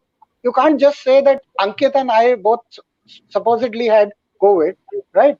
I'm sorry, I'm saying that, Ankit, God bless you. It should not happen. I'm just giving an example. So if this happens, now you as a doctor tomorrow want to do a trial, right? You give me the same medication, you give Ankit the same medication. Is it going to hold true as a trial? Because my age is much more than Ankit, right? Number one. Number two, his body weight, my body weight may not be the same, right? Number three, height, surface area of body may be different. Number four, so this is, I mean, I'm giving you a hypothetical thing that this is how it is. And if you micromanage it, there will be hundreds and hundreds of things which are going to be different. Certainly. So in this lean period of time, what is happening is everyone is trying whatever they can. If it works out, media is projecting it as a magic bullet. Unfortunately, I think the answer to this is very simple, and very simple as I put it. Put ice on your head and stick to being indoor. Don't go out. Prevention rather than. I completely agree. Yes. I completely agree, and that's why, Dr. Tulla, you know that a lot of people are still at home in India. I know there are a lot of people are out as well, but we are very afraid what's happening with medical staff and doctors. And Dr. Sabgu is also a COVID positive now. So I mean, I'm praying that. I didn't know that. I didn't know. I'm so sorry to hear that. I hope he's doing okay. He's doing fine. Dr. Sabgu and Dr. Sabgu ma'am both are positive. Oh my God. And it happened, I think, on Monday, Tuesday. I think Tuesday it happened. Yeah.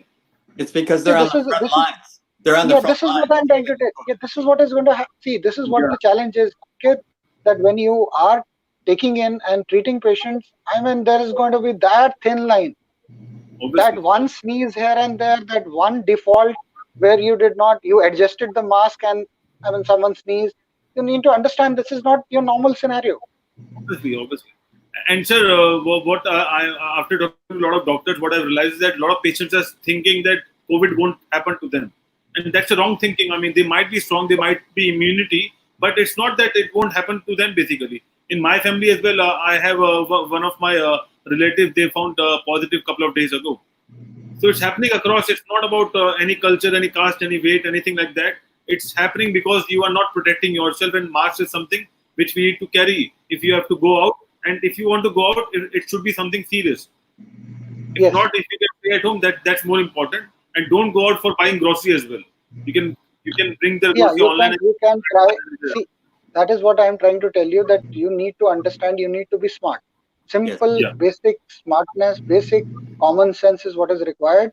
At least trying to prevent it. I'm not saying that it's 100% panacea to all problems.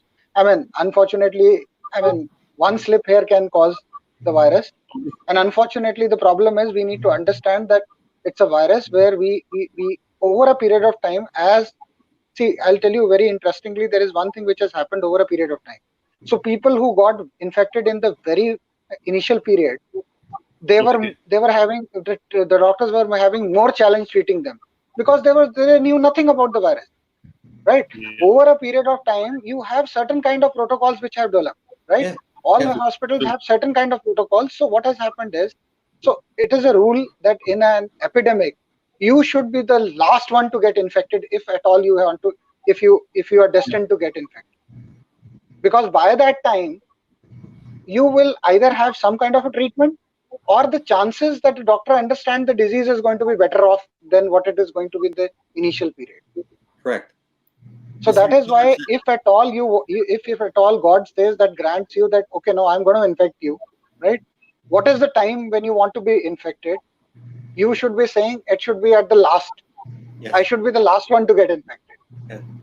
Because then the chances are that, I mean, it's a numerical thing, but the chances, you are all chess players. Shasha is also a great chess player. So you understand that you want to take the fight to the last. You don't want to die in the very first initial period. That's correct. So even if the odds are down, you want it to go to the last. Yes. Because then the chances are that you may revive yourself and try to get away and win the game. But this is a or at least draw it. This is a virus without borders, if I can make a pun on my show. But the virus doesn't care about what nationality you are. The virus doesn't care about how rich you are. The virus doesn't care how old you are.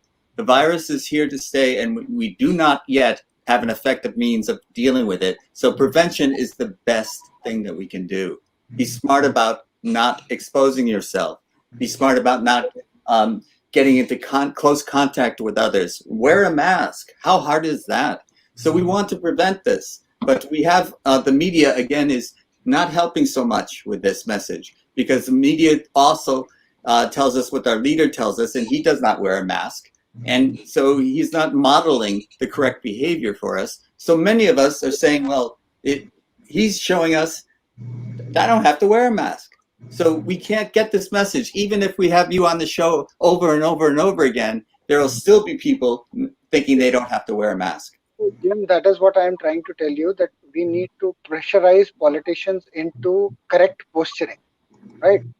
I mean, we need to pressurize them into correct posturing by virtually bulldozing them into, or ticking them off by telling them that you're doing wrong. Unfortunately, I do agree with you. Your president seems to be, he seems to be in the wild, wild west at the moment. I hope he doesn't get infected, but he should respect his age at least, which I presume that he does not respect on that basis. I'm sure the doctors must be advising him that he should be wearing a mask. I don't know why he does that, but then that is typical of your president. He's known to be like that only. I don't think half of your media does not even take it seriously. And him also seriously. I don't know how how much do the people take him seriously, because but around the world, I have a very funny story to share with you and Eugene and everybody else. It's happened yesterday. I'm following financial news, so on one of the programs, there were a panel of two doctors and a gentleman with the name Larry Kudlow. Larry Kudlow is financial advisor of President Donald Trump. Okay. And the doctors were wearing masks and Larry Kudlow didn't. So they were discussing a few things. So the doctors said that opinion. And then whoever was announcer of the program, he introduced, now we would like to ask Dr. Larry Kudlow. And somebody says, Larry Kudlow, he's not a doctor. Okay, then Mr. Larry Kudlow, okay. So he said something, and he said that the coronavirus is nothing dangerous about it. We will survive. We will make America great again and all that stuff. And then another doctor, when he finished this program, he said, good luck, everybody, and hope you'll be okay. The only thing what I would like to ask you, never, ever get medical advice from Dr. Kudlow. That was so funny. So that's the unfortunate part of it, but I think the humor should be appreciated on that. So we need to understand that See, ultimately, at the end of the day, I mean, whatever way we want to make it the humorous way, make it a satire on the politicians. I mean, they need to understand that they need to grow up. I mean, they're just acting like weenie whiny kids. That's what I see. I saw the Brazilian president also. I mean, he was on certain kind of a drive. I don't know. Maybe the male hormones are raging bulls in him. So I don't know what he was doing. But I'm sure sane people would not do what he was doing around. I mean, so that's what it is. I hope so, but it does come from the top in many ways. They follow the lead of the leader, and this has been a big problem because I just got a message that they're predicting within a year 70% of the people in this country will be infected, and the hospitals will be overcrowded. They're already in Phoenix. They're already coming to crisis with not having enough beds available, and so they're shipping people from Southern California to Northern California. And this is a just insane situation that we find ourselves in, because once we tax, and these are the people on the front line, what if we get them infected?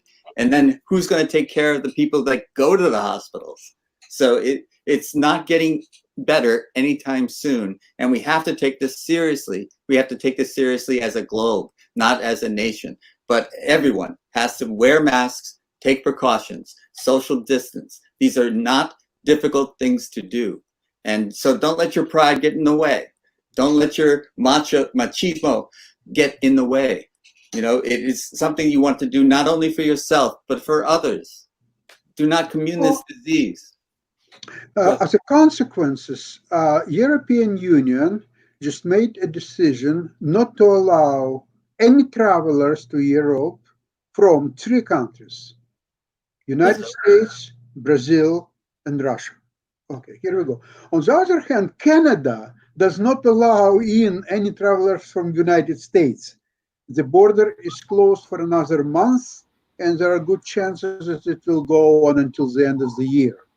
Now, that's really something, because for Canada to make such a drastic measure is considering that US is far the largest trading partner of Canada and has enormous border with Canada, with the United States. It's a draconian measure, and not everybody supports it. On the other hand, in the last couple of days, when there are spikes, there you go. It's horrible. It's horrible. Yes. Yeah. And even we have now, New York is not allowing people from Florida to go to New York. So it's become, we have to build walls between states now. It blows my mind thinking about the consequences of Manhattan will not accept people from Brooklyn. How about that? Yeah. Borough against borough. Yeah. Yeah, Manhattan will change its name to New Brooklyn. And Brooklyn will change its name to Old Manhattan. Well, the thing is that we could have done these preventative measures much earlier. And there's well-known people have come to the conclusion that if we had taken these preventive measures earlier, 90% of the people that have been infected would not have been. So it's a shame that we didn't do it, but there's no sense looking in the past. You can't change the past, but we can change the present and hopefully the future if we take preventive actions now. And we cannot, as our leadership is saying, stop testing, because the more you test, the more positive results you find. Well, the thing is, the more you test, the more negative figures you'll find. So it's nonsensical to stop testing. We need this data. We need to know the testing. We need to do the contact tracing. We need to do all of these things. And instead we're unfunding people that could do the testing. So everything is going backwards from what I can see. I can see the big problem, and maybe Dr. Tulla, maybe you have an answer or at least indication how to deal with that. For example, I like Anchor Christopher Como on CNN, who tests his programs daily at 9 o'clock. He got sick with coronavirus. He stayed at home for several weeks. But he was still conducting his program via internet. And you could see changes of him, like physical changes when he just got sick, then slowly he started to recover. Today he is okay, but not 100%. But he recovered, let's see. Now, is he got immunity for the other coronavirus sickness? Is he immune or not? Because if you, Jim, right, and there will be 70% of people who will acquire coronavirus, and at least I hope they would get immunity for further sickness. But nobody knows really what's the right answer. Dr. Tulla, maybe you have idea. Yeah. So Sasha, the thing is, see, you need to understand. Now there are 2-3 things with the immunity part with any virus, right? So if coronavirus is a very new virus, so maybe we're not in a great condition to maybe comment about that. But see, what happens is that if you end up, it's a rule of thumb that if you are survived one attack by one kind of virus, right? So if you again get infected by that same kind of virus, so what is going to happen is a rule of thumb. I'm just talking about a handwritten rule of thumb. That what happens is that the chances that infection is going to be brutal is going to be less. So what is going to happen is that maybe the infection is not going to be that that fulminant or whatever you want to call it. Because right? you look at But then there is a catch. Right? There is a catch. Now, if the virus mutates, right, and then you catch it, then what happens? Because then this is an entirely new virus. It's not the same virus.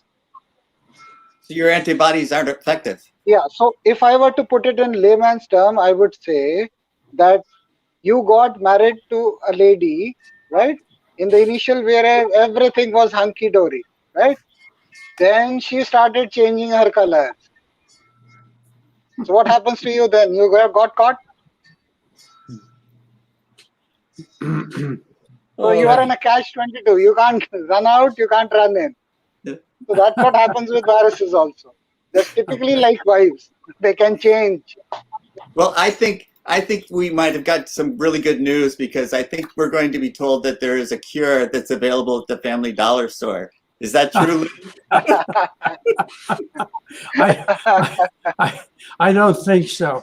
I think frankly, the only cure that we have right now for anything is the pain that you're going to get from playing chess with Sasha.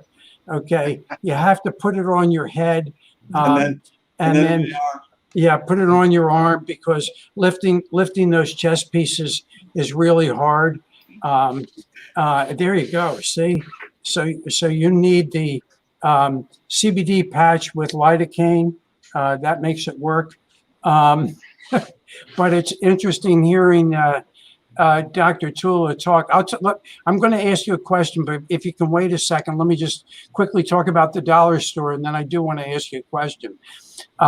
First of all, I own the family, or my family owns the Family Dollar Store. We're a sponsor for Money Masters PBS, which is the not-for-profit that owns IBM TV.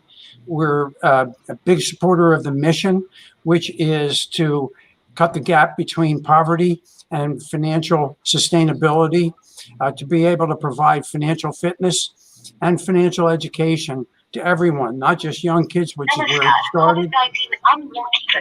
Oops. Okay, but to provide financial education really for everybody, because frankly, I didn't get my real financial education. Some when I was in graduate school, some when I was taking a merit badge as a Boy Scout, but mostly when I signed up for the School of Hard Knocks after I got out of school. So let's talk about the dollar store. We ship right to your home, unless you live in a community like I do, which doesn't have mail delivery. So then I have to go to the post office, but that's fun to go down and see the ladies behind the desk, and to see some of my neighbors. But then the second thing is we ship for free if you order over $25 worth of product. We have basically a gift token program, which is like getting gift cards. So for signing up just to become a customer, you get $5 worth of gift tokens that you can use for your purchases. And it's not going to mean, it doesn't mean that you have to buy $30 worth of stuff. Give the gift tokens and to be able to get free shipping. Still buy $25 worth of stuff. We'll free ship, and it will only cost you $20. Anyway, the other thing is that we have over 4,300 products. If you sign up before the end of the month, we're going to give you another $5 worth of gift tokens.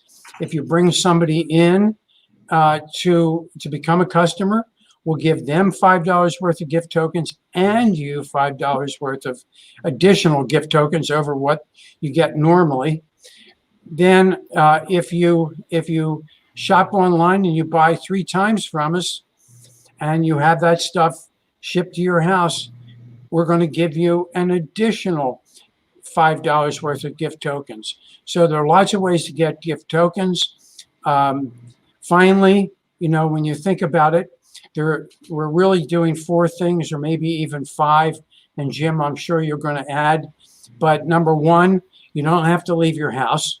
Number 2, because you don't leave your house, you're not going to subject yourself to the people who don't wear masks and therefore are spreading the coronavirus. Number 3, time is money, so you don't have to drive to pick up whatever the items are that are going to be shipped to your house, and you're not spending money on gas.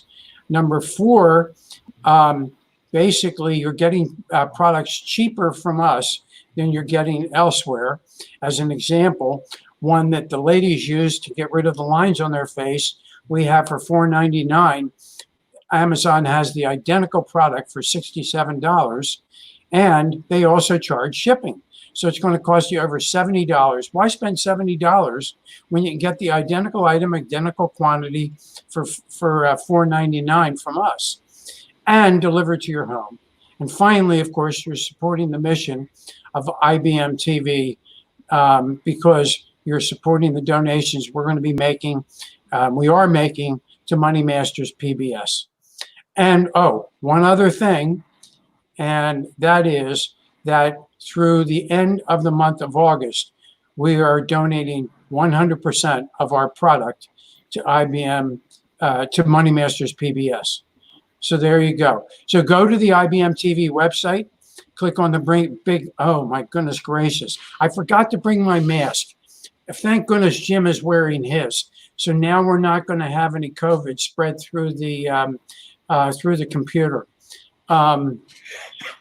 But in any event, click the green button. It's round, it's nice and big, so that if you're colorblind, like over 12% of males are, you can still pick out the fact that it is a round button.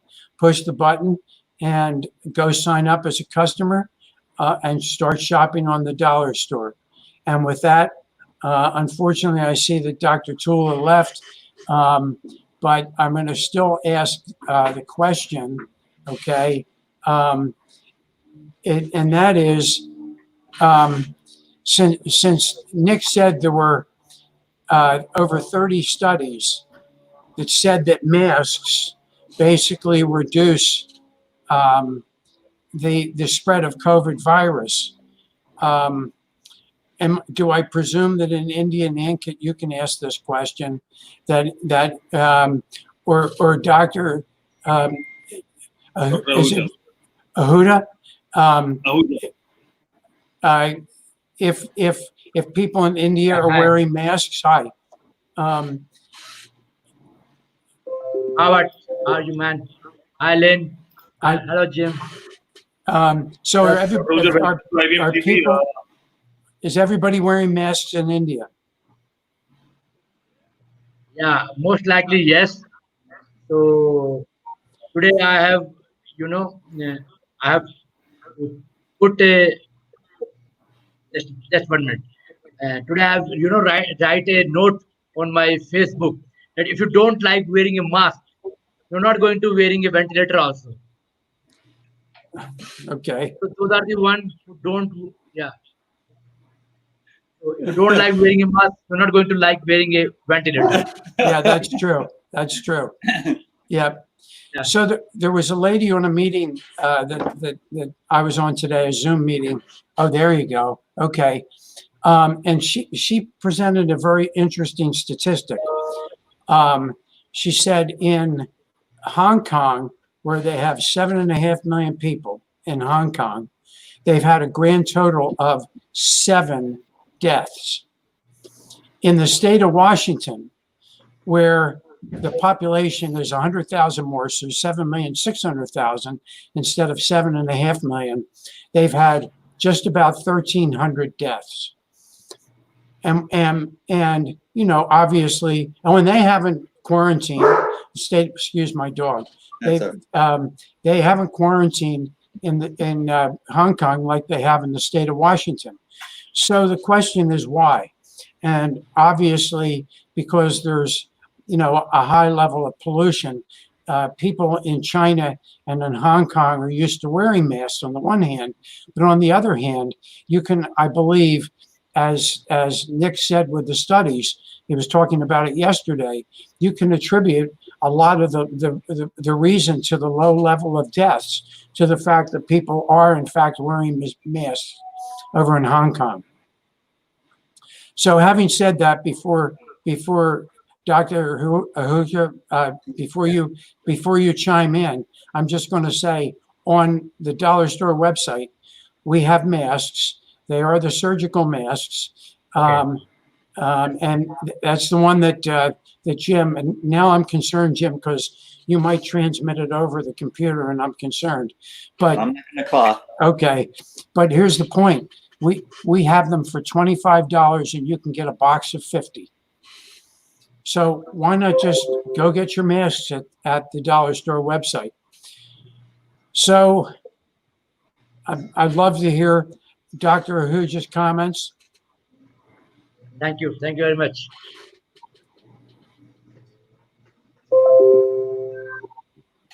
So Dr. Ahuja, Lynn wants to know about the mask. I mean, how important is to wear a mask at this point of time?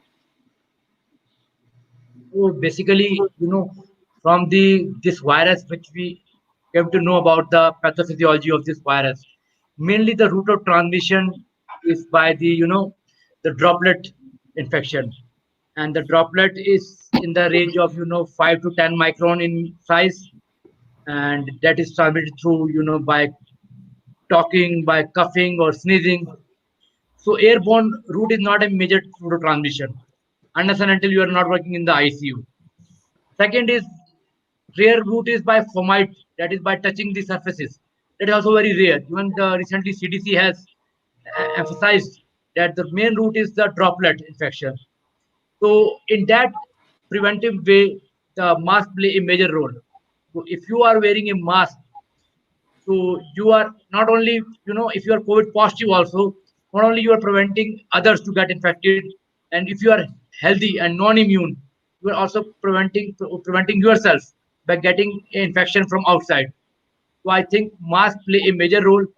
So I don't think so that wearing a 2 rupees or very cheap mask will cause any major problem for anyone. But definitely yes, the people of all around the globe are not used to be wearing the mask. You talk about the people of Japan, that they used to wear the mask. That is why in the initial part of we have looked into the COVID epidemiology, that they have very well control of this pandemic because they wear the mask. The society, we don't wear the mask. I mean, those are the ones who are suffering. By wearing mask, suppose I am the earner of the family, I am getting out of my home, and if I don't wear the mask, definitely those who are inside my home, they will also get infected. So just a very cheap mask that will play a key factor in preventing the spreading of this virus. To mitigate this virus, I think that's a major play. Apart from that, social distancing and all, country like India, where the maintaining a social distancing is not so easy. It's quite difficult. Yeah. Yes. So because population of more than 2 crores standing in the city like Delhi, it's very difficult. Yeah. But yes, sometimes you are in the hospital escalator, and a lot of people and even the patients also getting along with you. So how you cannot say that please maintain social distance. In that scenario, I think the mask may play the key role. Yeah, got it. Got it. It was interesting. The lady showed some statistics of different kinds of masks. And the ones that have the breathing things on the side, people were grabbing those, but apparently those allow the droplets to be expelled. So it has to be a solid mask. The second thing that she showed was a statistic about a cloth mask. And cloth masks basically have a very low level of basically containment as well, so that it goes right through the cloth. And I'm so glad I got the surgical masks versus because my wife had made us cloth masks, and as it turns out, what this lady said, they really are not very effective. So you cannot get a cheap mask at Lynn's family store, but dollar store, but you can get inexpensive ones. Yeah. I like the way you put it, Jim. And Lynn, also our viewers would like to know that apart from masks, do you have those shields on dollar store? Because a lot of people are wearing those shields as well to protect themselves after a layer of mask.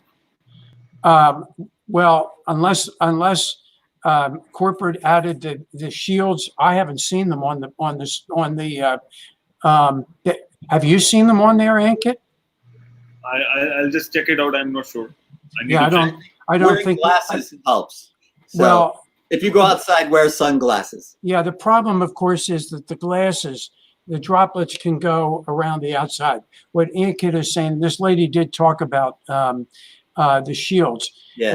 and it was interesting because even though there's sort of a bias by a lot of people now buying stuff from China, she said by far and away they're the best because they have. Well, first of all, they have a cushion around your head. Certainly, they're open on the side and they're open underneath, but they are much clearer than the ones that are made here in the United States, and they're also cheaper. And so she said that the Chinese make the best shields. We don't have them on our site, but that's absolutely something that I will talk to the people at corporate about doing. Anyway. So, Dr. Ahuja, how important is the shield during this pandemic, and especially in India, because the cases are spiking up and people still have to go out to buy a lot of groceries and a lot of important tasks to be done. So, do you recommend to wear shield now? So basically, apart from the two interventions which already been discussed, that is the social distancing and the face mask, shield will, I think, play major role in those situations like in healthcare professionals, those who are getting exposed to the aerosol generations, where you cannot predict that patient who is on nebulization and generating aerosols, very small particle size, less than 5 micron, 3 micron. So in that situation, that will play a main role. Second, in the crowded places, definitely the shield will play a major role. And the third more important, the very important scenario is when you cannot wear the mask, you are maskophobia. That's just like, claustrophobia. In an enclosed room, there's a maskophobia. So in that scenario, people have the feeling that, I'm going to die. A feeling of pending doom. Yes. In a feeling of pending doom with a mask, well, I think that the patient who don't want to wear the mask, it's better to have the face shield. Yeah. Okay. Yeah. In that situation, you can have it. Otherwise, I don't think so. In a routine, wearing the face shield will, Fourth, more important, very important, yes, where face shield can work, where, mask cannot be fitted exactly in a, nose to covering the chin. That is in the children, because in the kids, when they will plan to go into the school, because they can't adjust their mask. but they can adjust their head, simple cap like face shield. So in kids in the future going to the school, I think the face shield will be very convenient for them, and there will be no feeling of congestion in the kind of phobia because of the mask. And it would So look I think it would So, look Dr. Ahuja, I'll tell you something what happening in India, that we are running a petition against schools that, I mean, if there is one patient surviving somewhere in India, we are not going to send children to school. Because the children, I mean, they don't understand social distancing and all those things. And that's what I'm saying, that basically. you can tell children that you have to make your hand clean, but how many times they're going to That's make their hand clean? How many times? yes. If the mistakes are being done by the person who is aged 30 years, 25 years, 40 Yeah. years, then how can we expect that they can follow all the rules and regulations, taking care of their hands, taking care of the cough etiquettes, taking of their sneezing etiquettes, and then wearing the mask also? I don't think so that they can, manage all these things in a duration of 4 or 6 hours in a school. So it's better that face shield can be there, and instead of plain mask. And yes, if somebody is getting sick, I would say that better to stay at home. Yeah. So, and Dr. Ahuja, where do you rate the current situation of India right now? Because cases are spiking up since the time we spoke last, and you were also not feeling well since couple of weeks. So, what is the situation of your health, and where do you rate the current situation in India? Yeah, situation is really getting grim these days. The cases are rising exuberantly. The every morning you get up from the bed, you come to know that more than 20,000 cases in your own city. And again, same happening in the Mumbai, another major city of country. So cases are rapidly rising. And even I think recently the WHO has said that within few days we're going to see a 1 crore, I think, number per 1 crore, 1 million number, I think, 1 million per 1 million. day. So, Yeah. 1 million, yeah. So I think the numbers are rapidly rising. So, but according to one recent study, I think I have read it recently also, if the 43% of the population will get affected, that will be sufficient to impart the herd immunity. So Okay. I think from the phase of the lockdown, we have come to the phase of the immunity, the herd immunity, so where most of the people will be affected, and I think that's what we want. That if the patients are being affected, and um, the we have developed the herd immunity, that will be the key factor. Yeah, One of the key things role we want. I was And thinking, also, Dr. Ahuja, Dr. Ahuja, that right now we are also facing a monsoon season right now, and then there are a lot of disease and a lot of like viruses also attack at this point of time. So, do you suggest some kind of vaccine for everyone so that at least they will cover, or maybe they get those antidotes to maybe taken care of for all other viruses, and also that helps in bringing immunity and because if suppose someone is suffering from fever due to some other reason, so that person already have less immunity, and then that person can suffer from COVID as well. So, do you suggest to have a vaccine before that monsoon season started? Yeah, actually, the monsoon season in the India is a independent risk factor for the fever under evaluation, because the moment we Okay. have the monsoon season in the July or August part of the year, we see a lot of infection from the tropical diseases like dengue, Yeah. chikungunya, malaria. So person, those who are coming these days in the hospital, we admitted them with a label of suspected COVID. Yeah, So I know. Yeah. once we have the rainfall, that will be biggest problem for us. We have Yeah. to, admit under fever under evaluation. We cannot label as True. suspected COVID, because Yeah. that fever can be a, COVID along with the other infections, or it could be True. isolated tropical infections.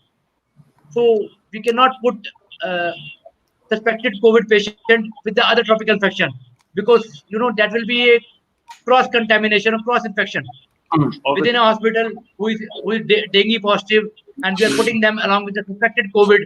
That will be biggest threat for the our community. So in that scenario, I'll say that definitely this rainfall will have a major impact in the next few days. So we have to be cautious. We have to depend upon our point of care test labs like dengue kit test, malaria kit test. The moment we have the patient in the emergency department, we have to rule out dengue and the malaria immediately.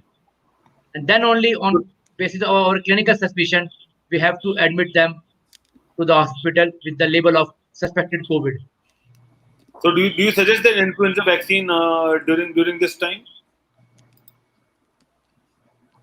Vaccine, I don't think so.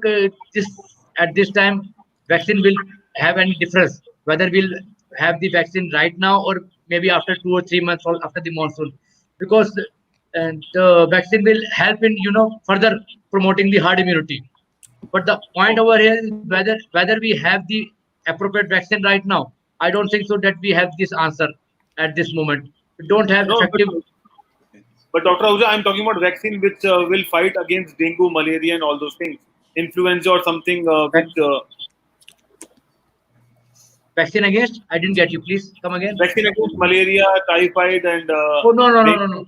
No, malaria vaccine which is under trial in the African countries, not been approved in the Indian continent. And the another part is that the dengue vaccine also, the studies which have shown that it has been effective in those countries which have this IgGs, immune serology IgGs prevalence of more than 70%, 65 to 70%. In that continent, it's effective. So there are certain regions of the African countries which has been shown to benefit of the dengue vaccine. The company which is Sanofi Aventis, which have made the vaccine, that's dengue vaccine. So effective to some extent in those countries, but I don't think so that will be good effective strategy for our country. So for our country, if we talk about that, definitely the preventive measure in the form of a larvicidal and not allowing the stagnant water to grow these mosquitoes. And the second most important thing is that we don't want that these two fever, the fever of the COVID and the fever of the tropical infection, to come and go in the same hospital.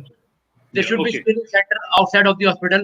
If the patient is COVID negative, and now we have the COVID antigen test. So all the tests, whether COVID antigen test or tropical infection, dengue test, malaria test, can be done within half an hour outside the hospital, or satellite centers. We should have a satellite centers. We are lacking the satellite centers in our scenario, but if we have the satellite centers, that will be a good boon to our hospitals. That we can only refer those patients who are sick and COVID positive to the hospitals. I have a couple of two things to say. One is that I am only a doctor on TV. So I was under the impression when this first started that when temperatures got warmer, the virus would not like it and would be diminished. However, you're telling me in India, it's still a crisis and your temperatures are tropical. Your temperatures are over 100 degrees Fahrenheit. So I think that the heat that I thought would be helpful is not making any difference at all. I wanted to know first, was that correct statement? And my second question is, and Kimberly is not here, unfortunately, but she's here in spirit. And her spirit told me to ask, why aren't we building COVID medical centers? There are just COVID patients all around the globe. So can you please come with the first question, please? Yes, my first question was, I thought in my ignorance that if the temperatures got hotter, the COVID virus would not like it and would go away, and much like the flu seems to do. But that has not appeared to be the case at all, from what I'm gathering from what you're saying. Your experience in India. Yeah, so regarding the temperature point of view, the COVID virus, which we are only thinking that with the rise in the temperature, we want to see the decrease in the number of cases, because COVID virus will get away with this increase in temperature. But the temperature of your body, you might be sitting in non-tropical country, and I may be sitting in the tropical country. But if you measure your temperature and I measure my temperature, that will be 37 degrees. So I don't think so that will make any change temperature. It might be the outside temperature is variable, but inside our body, it's a constant temperature, 37 degrees Celsius, with the variation of plus minus 1, 2. Right. So that will not make a major difference in terms of transmission.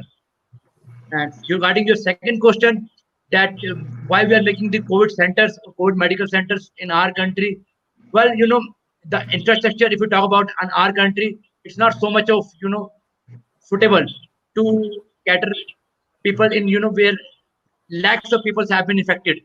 If you talk about our Delhi, now we have been seeing this huge spurt in the number of cases. Daily, on an average, 20,000 new cases are coming, 15 to 20,000 new cases. I can make sure that with out of 20,000, only less than 1,000 are sick. But can you imagine the city of 400 to 500 ventilator only, and we can manage those 1,000 patients that is rising per day? We cannot manage all those patients. Right. So for that point of view, we need to have the certain, separate COVID centers where we can manage those. Also, because of this non-COVID, so those hospitals we are not catering the COVID patients earlier. They have been designated with the COVID. The problem which is arising these days is the patient of cancer, patient of myocardial infarctions, patients of other diseases, chronic diseases, pancreatitis. They are come to illness just because of every hospital these days are catering the COVID. So it's a totally, it's the right to live, right to health. So the patient who is COVID positive has equal right to the patient who is having the acute pancreatitis, the patient who is having the tuberculosis, the patient who is having the HIV, the patient who is having the cancer. What about those patients? The government has clearly mentioned that all the patients are going to be, all the hospitals are going to be COVID positive. But why this, we can't manage the non-COVID patients. People are getting to the hospital for cancer treatment and getting exposed with the virus. But my thinking along this, I think Kimberly's thinking was if you had a COVID medical center, these people could be treated in the hospital without overrunning the hospital's capacity to serve and all those other issues. And you would also separate tropical diseases like dengue and have just the COVID problems dealt with in this separate facility. You're absolutely right, boss. That's what I'm saying, that the hospital needs to be separate the two entities, the tropical infections and the COVID one. But the patient who is coming with a fever, who doesn't know that the fever is because of the COVID positivity, because many of the patients don't have the sore throat, don't have the cough. So how you can differentiate between the two kind of fever? For that point of view, I would say we need small satellite centers, and for that satellite center, that is, we have a POCT lab, the point of care test labs to be there. Yes. We need to go for certain testing, antigen testing of the COVID, antigen testing of the dengue, NS1, and the malarial antigen. By doing a test within half an hour, we'll come to know that what kind of infection it is. Yeah. So I'm hearing you say that testing is important. Yeah, definitely, yes. Obviously. But if we don't go for testing, if we miss the first step, how are we going to succeed in that 10th step? Yeah. And testing also can help you in prevention of those diseases, because we are talking about cure and vaccines, but we have to talk about prevention as well, because prevention is always better than cure. That's what we learned from our childhood. But nobody is talking about prevention. Everyone is talking about vaccine and immunity and things like that. But if we try to wear the mask, do the right precautions, and follow our doctor guidelines, we can still ourselves survive during this pandemic. Because people who are still struggling, they have to go out. They still don't have any options. I mean, they have to go out at any point of time. So that's what I mean. The concern is we have to listen to our doctors and keep following the right thing. And that is what the pandemic era is all about, basically. Yes.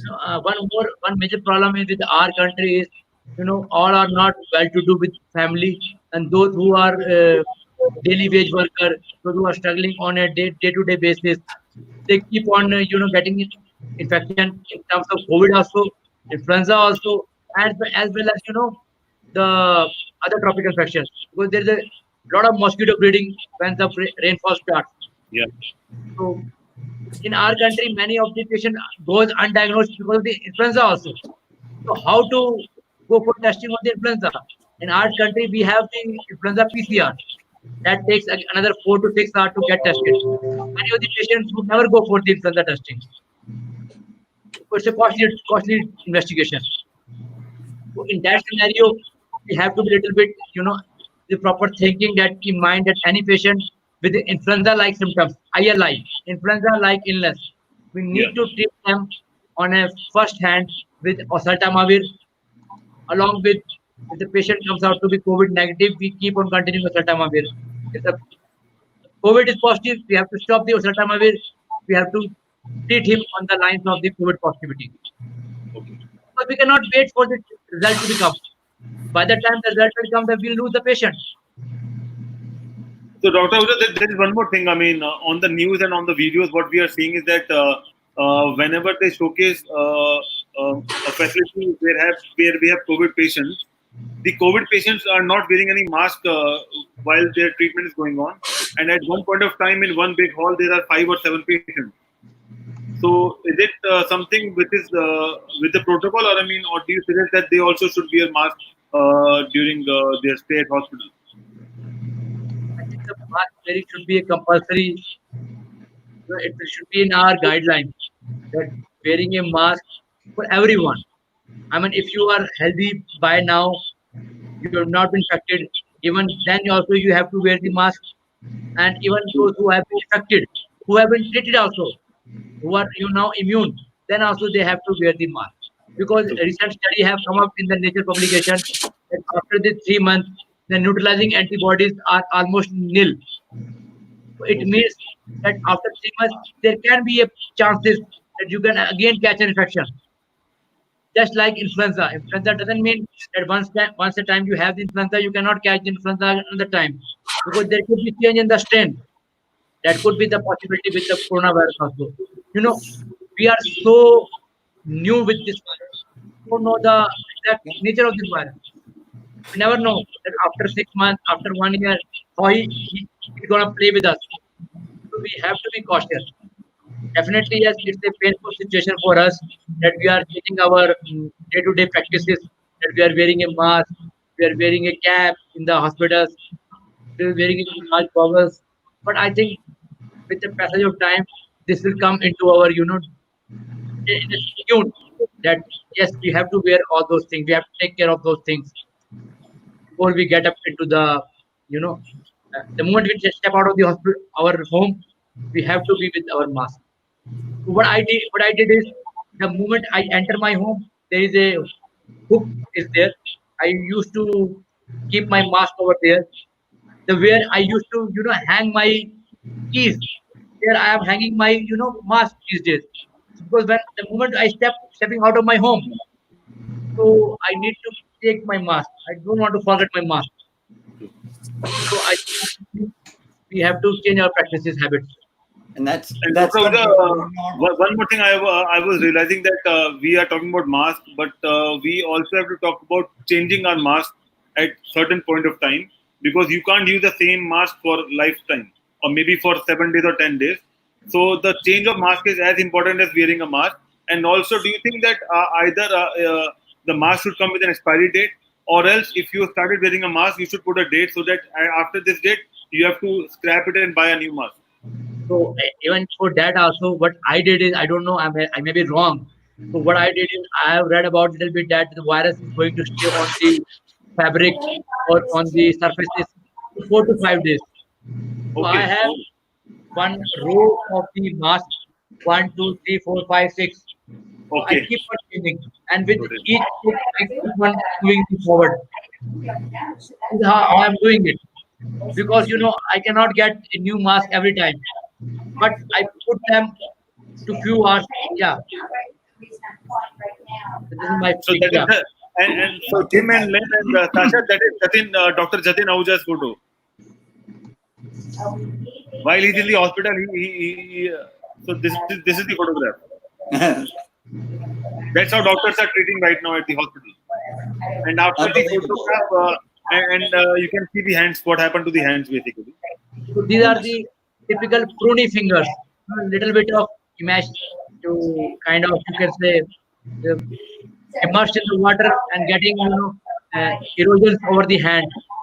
This is typical crony fingers which we see when we put our hands for long duration in the water. Well, in the divided states of America, we like things simple. But what I'm hearing from you is that it's complicated. But the simple thing that we can do is preventative. Wear masks. Socially distance. So here's a question. I see people in their cars wearing masks in their cars with the windows rolled up. Is there any particular reason why people should be doing that? Yeah, I have asked this question to many of my colleagues also. Even I did this to me also. Obviously, this is not a right thing. Your question is absolutely relevant over here. The problem is the moment I told you the moment I step out of my home, before I reach my car, I put up my mask because I never know in my parking to whom I'm going to meet, to whom I'm going to meet. Yeah. So I'm going to meet I'm going to get out of my car, get inside my car. So it's better to have the mask till you reach inside your car. Once you are inside the car, clean your hands, and then just you can remove the mask safely. Yeah. And also, Lynn, on the other hand, if he thinks about positivity, then there's a saying that practice makes men perfect. And if you start wearing mask, we have a practice, and then we can wear it at any point of time. Because you won't believe, we were wearing mask when it was 110 degrees Fahrenheit in Delhi. Mm-hmm. Wow. So at this time, also we have to wear a mask because you can't remove mask at that point of time. But because of so much of heat and temperature, and still, you have to have those practice going on, and that is what happening. And I'll tell you something. It's not about heat. So there are a lot of places in India where they have heavy monsoon and heavy rain going on. People are still wearing a mask because it's not that if there is rain you can't wear a mask. So it's droplets of rain going around. Mask is all wet, but still they're wearing a mask because mask is something which you can protect from those spreading of things. And rain helps in doing that. So suppose if there's a spread going on, if there is a rain, so it's 5 or 10. I don't know how much percent chances improve to have more viruses and containment. So, but you have to keep on wearing the mask again and again. That is what the practice is all about. Okay, got it. So, Dr. Ahuja, before we sign up, what's your tip for our viewers around the world? It's happening in India, but a lot of places they have opened up the economy and things are pretty much better at what it was earlier. So, what do you think? Where are we heading towards? I think almost all the things have been opened up. The only things which have been left so far is the kids' school, and which I can also anticipate maybe in the next few months after August or September, we can see that thing also, that we are seeing our kids going with the face shield to the school.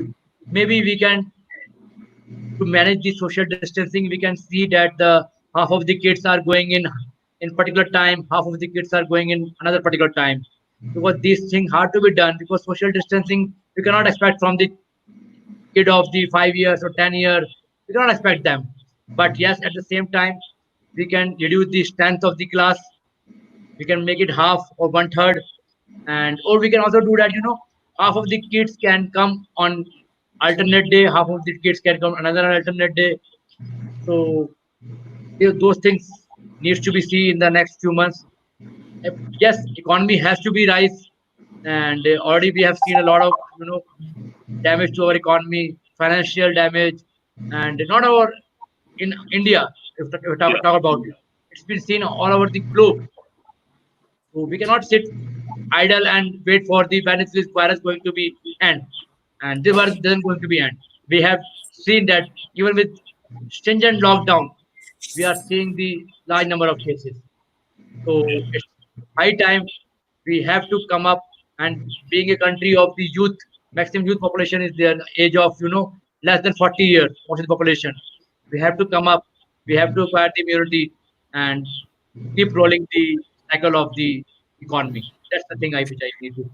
But Dr. Ahuja, on the other hand, what I realize is that we can do online shopping, we can play chess online, we can meet online, we can watch movies online, we can, in fact, doctors can also do telemedicine online. So we can also encourage people or students or teachers to create an online curriculum, especially during the pandemic, because children are the future. Because if you know that if one children is suffering from something, it will impact the whole generation. And I won't be sending my kid to a school till the time we don't have any cases. I have decided that if it a matter of 1 year or 2 years, I'm happy to do that, because health is more important than anything else. It's not only you, Ankit. The same applies to me also. Even I don't want to, make a scapegoat of my children to become a scapegoat and getting into the school. They are not preparing for any hard thing like becoming a doctor right now. They are just in a very getting a primary education. So for that point of view, I will say that yes, the kind of tele education or e-programs can be equally useful. But the only problem with that is that people have to realize, because we don't have the community or population. Acceptance has to be there. So once we have the acceptance, now you can see that from 4 months back to now people have started accepting the mask, the social distancing. The moment somebody coughs or sneezes, now we used to get separate from them. So this is the thing which have come up in our mind. So similarly, in that way, the e-learning or e-education that will take certain time, but definitely yes, in the next couple of months, it will be there in our system. That's wonderful. And with this message, I think we should wrap up the show today. And thank you, Dr. Jatin, for joining us. Before we wrap up, we have an interesting game show coming tomorrow with Sasha. I'll play the intro, Sasha, and then you have to introduce what is that game all about. So here we go.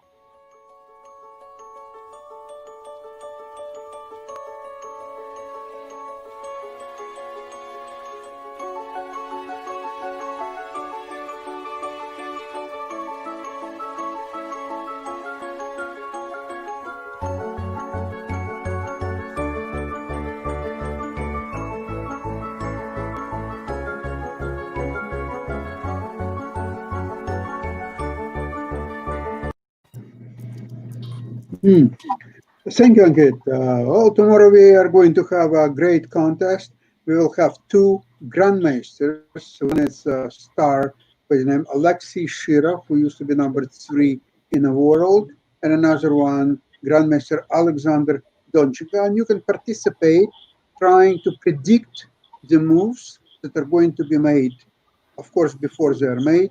There are hundreds of dollars in cash prizes. So if you will get right choices and you will put the right crowns, hopefully you can put 5, 25 or 100 crowns on each move. You will start each game with 200 crowns. So you have a good chance to win cash. And it's recommended that after 5 moves, each one will wash your hands and then continue. So don't forget that. And I hope to see you tomorrow and hope you'll enjoy yourself tomorrow. Preview starts at 2:30 and the game's at 3 o'clock. Thank you very much and see you tomorrow. Thank you, Sasha, and thank you for joining us. It's wonderful to have Dr. Jatin, Sasha, and Lynn joining us on IBM TV. And Dr. Jatin, we would love to see you next Friday as per your convenient time. And it's time to wrap up our show. Before we wrap up, I'll just play the social ambassador's message. So here we go. Corona virus से कैसे बचेंगे? Okay, hand होकर और ऐसे अपने खांसी जब आएगी तो ऐसे करेंगे अछू अछू और कोरोना वायरस को धन्यवाद हमारा म्यूजिक सुनने का. Thank you for joining us, and tomorrow we have a starry Saturday with amazing shows coming up. Thank you, Dr. Jatin, and thank you, Sasha, and thank you, Lynn. Have a good day. Bye-bye. Take care. Bye.